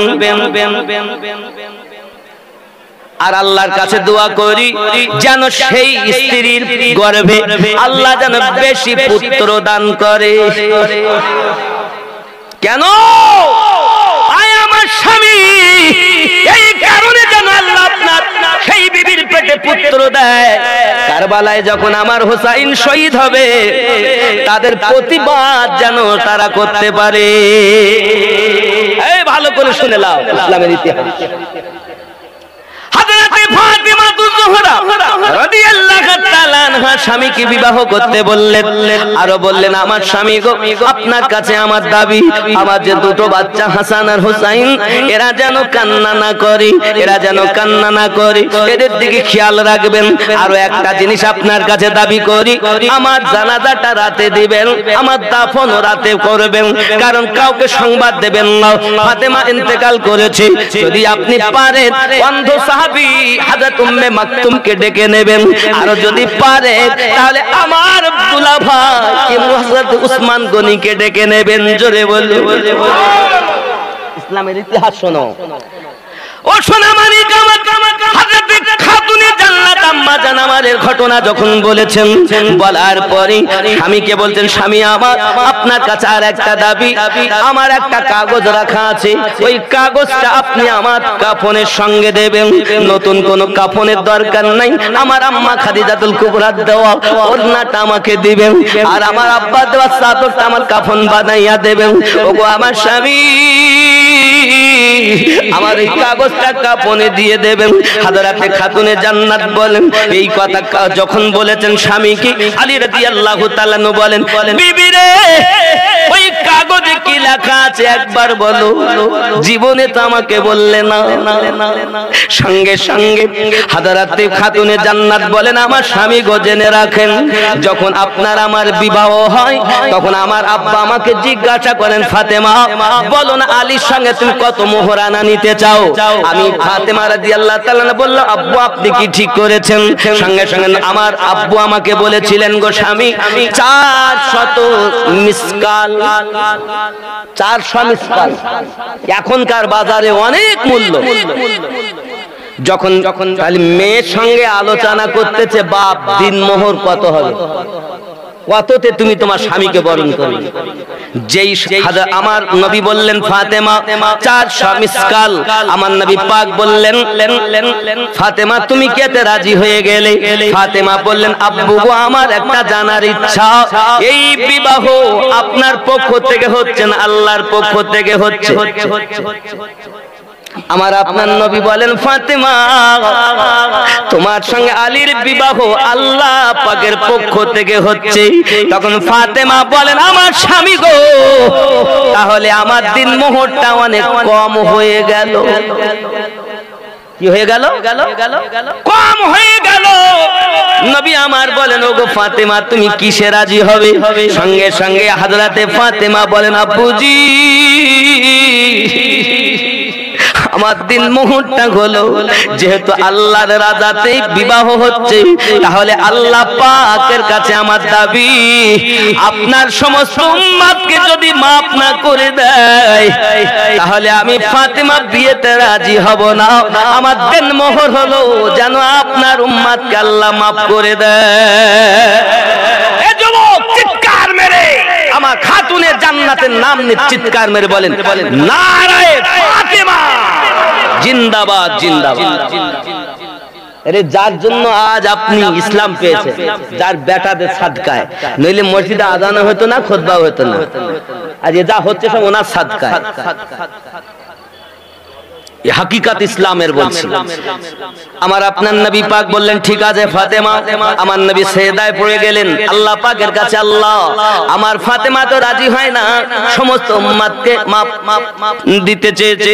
আমার আল্লাহ পাক আল্লাহ তাআলা বলেন আমার হাবিব আপনি ফাতেমাকে বলে দিন আমি সমস্ত উম্মতের মধ্যে, ওগো আমার হাবিব আপনার সমস্ত উম্মতের মধ্যে অর্ধেক উম্মতকে মা ফাতেমার দিন মোহরের বিনিময়ে মাফ করে দিলাম। আরো জোরে নারে তাকবীর, নারে রিসালাত। বাবা জোরে বলতে হবে নারে হায়দারি, ইয়া আলী ইয়া আলী। আলী বিহীন নামাজ হয় না। ওয়া আলা আলে মুহাম্মদ, নামাজে আমরা বলি না আল্লাহুম্মা সাল্লি আলা মুহাম্মদ ওয়া আলা আলে মুহাম্মদ। ওয়া আলা আল মানে আলী ফাতেমা হাসান হোসাইন। হয়তো আপনি মনে করবেন তো শিয়ারা বলে না, বাবা আলী আমাদের। জোরে বলুন, ভালো করে বুঝবেন। আমি আপনাদের এইটুকু বোঝানোর জন্য আবার একটু পিছনে যেতে, নইলে বুঝবেন না। নবী পাক বিদায় হজে বলেছিলেন আমি তোমাদের কাছে দুটি জিনিস রেখে যাচ্ছি, এক হলো কিতাবুল্লাহ আল্লাহর কিতাব, দুই নাম্বার হলো ওয়া ইতরাতি আহলে বাইতি, তোমরা আহলে বায়াতকে ধরে থাকবে। এক কিতাব আর এক আহলে বায়াত। তাহলে কেউ যদি কোরআন ধরে আছে আহলে বায়াত ছেড়ে দিয়েছে সেও জাহান্নামী, আবার কেউ আহলে বায়াত ধরে আছে কোরআন ছেড়ে দিয়েছে সেও জাহান্নামী। আর দুটোকে যারা ধরে রেখেছে এরাই হলো জান্নাতি। আরো জোরে। আমি যে কথাগুলো বলছি যদি কোনো মায়ের পুত থাকো তো কেটে দাও, আমি হাত কেটে দেবো তোমার। চোরিগিরি করো না, মানুষকে সঠিক পথ দেখাও। কেন ভুল পথ দেখাবে? আরে নামাজে গিয়ে আমরা বলি ইহদিনাস সিরাতাল মুস্তাকিম সিরাতাল লাযিনা আনআমতা আলাইহিম, তারপর রুকু সিজদা করে সূরা কিরাত করে বৈঠকে যখন বলেছি বসেছি তো দরুদ দিয়ে পড়েছি নবীর উপরে। বৈঠকে যখন বসেছি তা আমরা আল্লাহুম্মা সাল্লি আলা মুহাম্মাদি ওয়া আলা আলি মুহাম্মাদ বলেছি। তাহলে আলী ফাতেমা হাসান হুসাইন বিহীন নামাজ হয় না। হয় আল্লাহ রাখলেন তার ইবাদতে ওয়া আলা আলে বলে, আর এই বেটা বাইরে এসে বলছে আহলে বায়াত আবার কি? তো নামাজের হকিকত তো জানেন। তাহলে আল্লাহর ইবাদত হবে না যদি আহলে বায়াতের স্মরণ না করা হয়। ঠিক কি না? এই নামাজের আপনি বুঝতেছেন তো, অনেক কিছু নতুন শুনতেছেন হয়তো আমার কাছে, কিন্তু বাস্তবে এটাই ইসলামের হকিকত। তাহলে আল্লাহ পেতে গেলে নবীর দরকার, আর নবী পেতে গেলে আহলে বায়াতের দরকার নাকি? আর আহলে বায়াত পেতে গেলে সাহাবায়ে কেরাম দরকার, সাহাবায়ে কেরাম পেতে গেলে তাবিঈন দরকার, তাবিঈন পেতে গেলে তাবে তাবিঈন দরকার, তাবে তাবিঈনের পরে ইমামিন দরকার, ইমামিনের পরে ওলিয়িন দরকার। ওলি পেয়েছো আহলে বায়াত পেয়ে গেছো, আহলে বায়াত পেয়ে গেছো তো নবী পেয়ে গেছো, নবী পেয়ে গেছো তো আল্লাহ হয়ে গেছে তোমার। এটাই সঠিক পথ। এর বাইরে সব পথ বাতিল, জাহান্নামী পথ। যত পথ আছে, যত মত আছে সব জাহান্নামী। একটাই পথ সিরাতাল মুস্তাকিম। জোরে বলুন। পথ বুঝতে পেরেছেন? এবার কার রাগ হবে আমি জানি না, যতই নামাজ পড়ো নামাজের হাকিকত হলে এটাই ওয়া আলা আলে মুহাম্মদ। জোরে বলুন সুবহানাল্লাহ। আব্বাজি আমার সোনা মানিকেরা, তাহলে অর্ধেক উম্মত মাফ হয়ে গেল। মা ফাতেমার দিন মোহর ঘোষণা দিলেন আল্লাহ। জোরে বলুন। যার জন্য আমরা মাফি পাই তিনি ফাতেমা। ওগো আমার সোনা মানিক, আমার আম্মা জান ভালো করে শুনে রাখুন। এমনি করে স্বামীকে বললেন আপনি আমার জানাজাটা তুলবেন রাতের বেলাতে, দাফন করবেন রাতের বেলাতে, খবর দেবেন না কাউকে। আর আমি আপনাকে জানাই আপনি যেন পৃথিবী জমিনে আমার সন্তান দুটোকে কষ্ট দিবেন না, অন্য জায়গায় বিবাহ করে নেবেন বাবা। ও সোনা মানিকেরা, এই জন্য হযরত আলী রাদিয়াল্লাহু তাআলা আনহু ফাতেমা রাদিয়াল্লাহু তাআলা আনহার পরে একটা বিবাহ করেছিলেন, তার নাম ছিল আপনার কিনা ফাতেমা। তার নামও ফাতেমা। কিন্তু আব্বাজি আমার সোনা মানিক হযরতে ফাতেমা রাদিয়াল্লাহু তাআলা আনহা, তিনি তার নামে নাম বলে সেই বিবি বলতেন, আগো আমার স্বামী আলী, আপনি আমাকে ফাতেমা বলে ডাকবেন না, কারণ হাসান ও হুসাইন যেন আমাকে ওই ডাকে শুনলে তার আম্মার কথা মনে পড়ে ব্যথা পাবে বলে আপনি আমাকে অন্য নাম ধরে ডাকবেন। ও সোনা মানিকেরা, ফাতেমা রাদিয়াল্লাহু তাআলা দোয়া কবুল হয়ে গিয়েছিল। আব্বা আমার যাকে বিবাহ করেছিলেন আল্লাহ পাক তার গর্ভে বেশি পুত্র দিয়েছিলেন। ওই পুত্রের মধ্যে একটি পুত্র আব্বাস আলম বারদার রাদিয়াল্লাহু তাআলা নজরে কোন সুবহানাল্লাহ। কারবালায় যুবকরা আমার খাতুনে জান্নাত রাদিয়াল্লাহু তাআলা আনহা স্বামীকে ডাক দিয়ে বলছেন, স্বামী আপনার কাছে আমার অনুরোধ, আপনি আমাকে মাফ করে দিবেন। না জানি আপনার সংসারে আমি ছিলাম, আপনার সংসারে সংসার করে গেলাম, কত ব্যথা দিয়েছি আপনাকে, কত কষ্ট দিয়েছি আপনাকে, আপনি আমাকে মাফ করে দিন। কারণ কিয়ামতের দিন যদি আপনি আমাকে কোনো বিষয়ে ধরেন তাহলে হাসর মাঠে আমার আব্বা অপমানিত হয়ে যাবে, আমার আব্বা অপমানিত হয়ে যাবে। যদি কোনো ভুল করে থাকি এখানেই বলুন, আমি ফাতেমা আপনার কাছে ক্ষমা চাই। হযরতে আলী কাঁদেন, হযরতে ফাতেমা কাঁদেন, এমন জুড়ি আর দুনিয়ায় হবে না বাবা। এই সোনা মানিকেরাও নবীনদের পরে যদি দুনিয়াতে জোড়া দেখো, খাতুনে জান্নাত আর মাওলা আলীর জোড়া দেখো, যে জোড়া দুনিয়ায় ডুপ্লিকেট পাওয়া যাবে না, নকল পাওয়া যাবে না। আলীও কাঁদেন, হযরতে খাতুনে জান্নাতও কাঁদেন, স্বামী স্ত্রীতে কান্না শুরু করে দিয়েছেন। স্বামী বলেন, বিবি রে, রাহমাতাল লিল আলামিনের করুণার যোগ্যতা আমি না, নবী আমারে দয়া করে তোমাকে দান করেছে গো বিবি। আমি তোমাকে ঘরে আনার পরে ভালো বিছানা তোমাকে দিতে পারিনি, ভালো পোশাক তোমাকে দিতে পারিনি, ভালো খাবার তোমাকে দিতে পারিনি বিবি। আমি তোমাকে 2 দিন 4 দিন পর্যন্ত না খেয়ে থেকেছো বিবি। আমার কাছে তুমি কি ক্ষমা চাইছো? ও বিবি গো, আমি তোমার প্রতি রাগ করিনি, তোমার প্রতি অসন্তুষ্ট হইনি। আমার স্বামী আমাকে বলেন মাফ করলেন কি না? ও বাবাজি, সোনা মানিকেরা, মায়েরা, খালারা, আজ যারা আপনারা আমার বক্তব্য শুনছেন, জননী স্বামীর মনে ব্যথা দিও না মা। হযরতে খাতুনে জান্নাত রাদিয়াল্লাহু তাআলা আনহা স্বামীর কাছে ক্ষমা চাইলেন, স্বামী স্ত্রীর কাছে ক্ষমা চাইলেন। ক্ষমা চাওয়ার পরে বাবারাও, ও সোনা মানিকেরাও, খাতুনে জান্নাত যখন দাবি করলেন আমার রেখে দেবেন ওই কাগজটি, ও গো স্বামী, ওই কাগজটা আমি রেখেছিলাম যেটা আপনি আমার কাফনে দিয়ে দেবেন। আমি কখনো আপনাকে বলিনি আমার স্বামী যে আমি ফাতেমা দেন মোহরের বিনিময় নবী পাকের আর্ধেক উম্মত মাফ হয়ে যাবে। এই কাগজটা আমি সাথে করে নিয়ে যাব, হাসরের মাঠে আমি আমার আল্লাহকে বলবো, আল্লাহ যে ওয়াদা দিয়েছিলেন বিবাহের জন্য, আজ আমার আব্বু জানের উম্মতকে মাফ করে দিতে হবে। সোনা মানিকেরা আমার, আজ খেয়াল করে দেখুন, হযরতে ফাতেমা যোহরা সালামুল্লাহি আলাইহা নিজ হাতে আটা গুলেছেন যখন, এমনি করে আলী বলছেন, বিবি এই আটা গুলোছো কেন? স্বামী আমার, জানি না কি হবে আমার সন্তানের জীবনে, আর তারা খেতে পাবে কিনা। আমি সুন্দর করে তাদের খাওয়াবো বলে, পানি গরম করতেছি, গোসল করাবো বলে, একটু তাদেরকে বর সাজাইয়া দেব।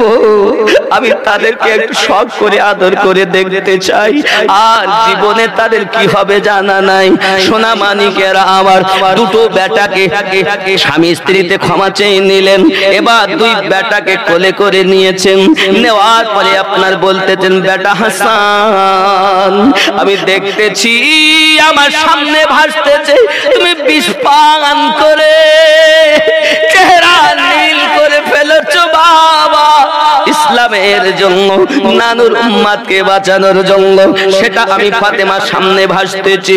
হুসাইনকে ডেকে বলে, বাবা হুসাইন, আমি দেখতে পাচ্ছি ফাতেমা কারবালার মাটিতে তুমি তোমার সন্তান কুরবানি করতেছো, ছোট আলী আসগার কুরবানি দিতেছো।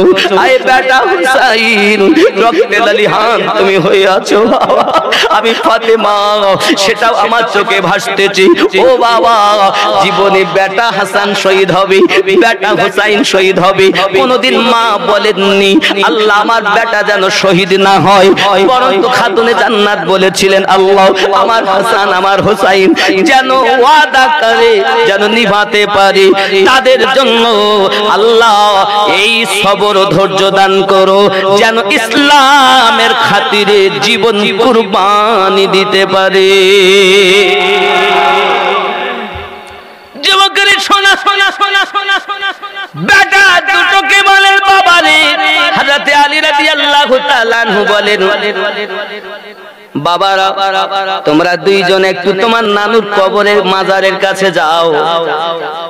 দুইজনা মায়ের আব্বুর কথা শুনে দয়াল রাসূলের রওজার কাছে গিয়েছেন, সালাম দিচ্ছেন। কিতাব বর্ণনা করেন হাসান হুসাইন উপর থেকে কথা বলতেছেন, দয়াল নবী মাজার থেকে উত্তর দিতেছেন, আমরা জিন্দা নবীর উম্মত গো বাবা, আমরা এমন নবীর উম্মত হতে পেরেছি যে নবী মাজারে জিন্দা নবী ইমাম হুসাইনের সঙ্গে ইমাম হাসানের সঙ্গে নবী কথা বলতেছেন। দরুদি রাসূল আমার বলেন, ও হাসান হুসাইন নানু ভাই কি বলছেন? সঙ্গে সঙ্গে দয়াল নবী বলেন, হাসান ও হুসাইন নানু ভাই তোমরা বাড়ি চলে যাও। কেন নানু কেন? যাইয়া তোমরা তোমার মায়ের মুখ পানে বড় চাইয়া থাকো। কেন নানু?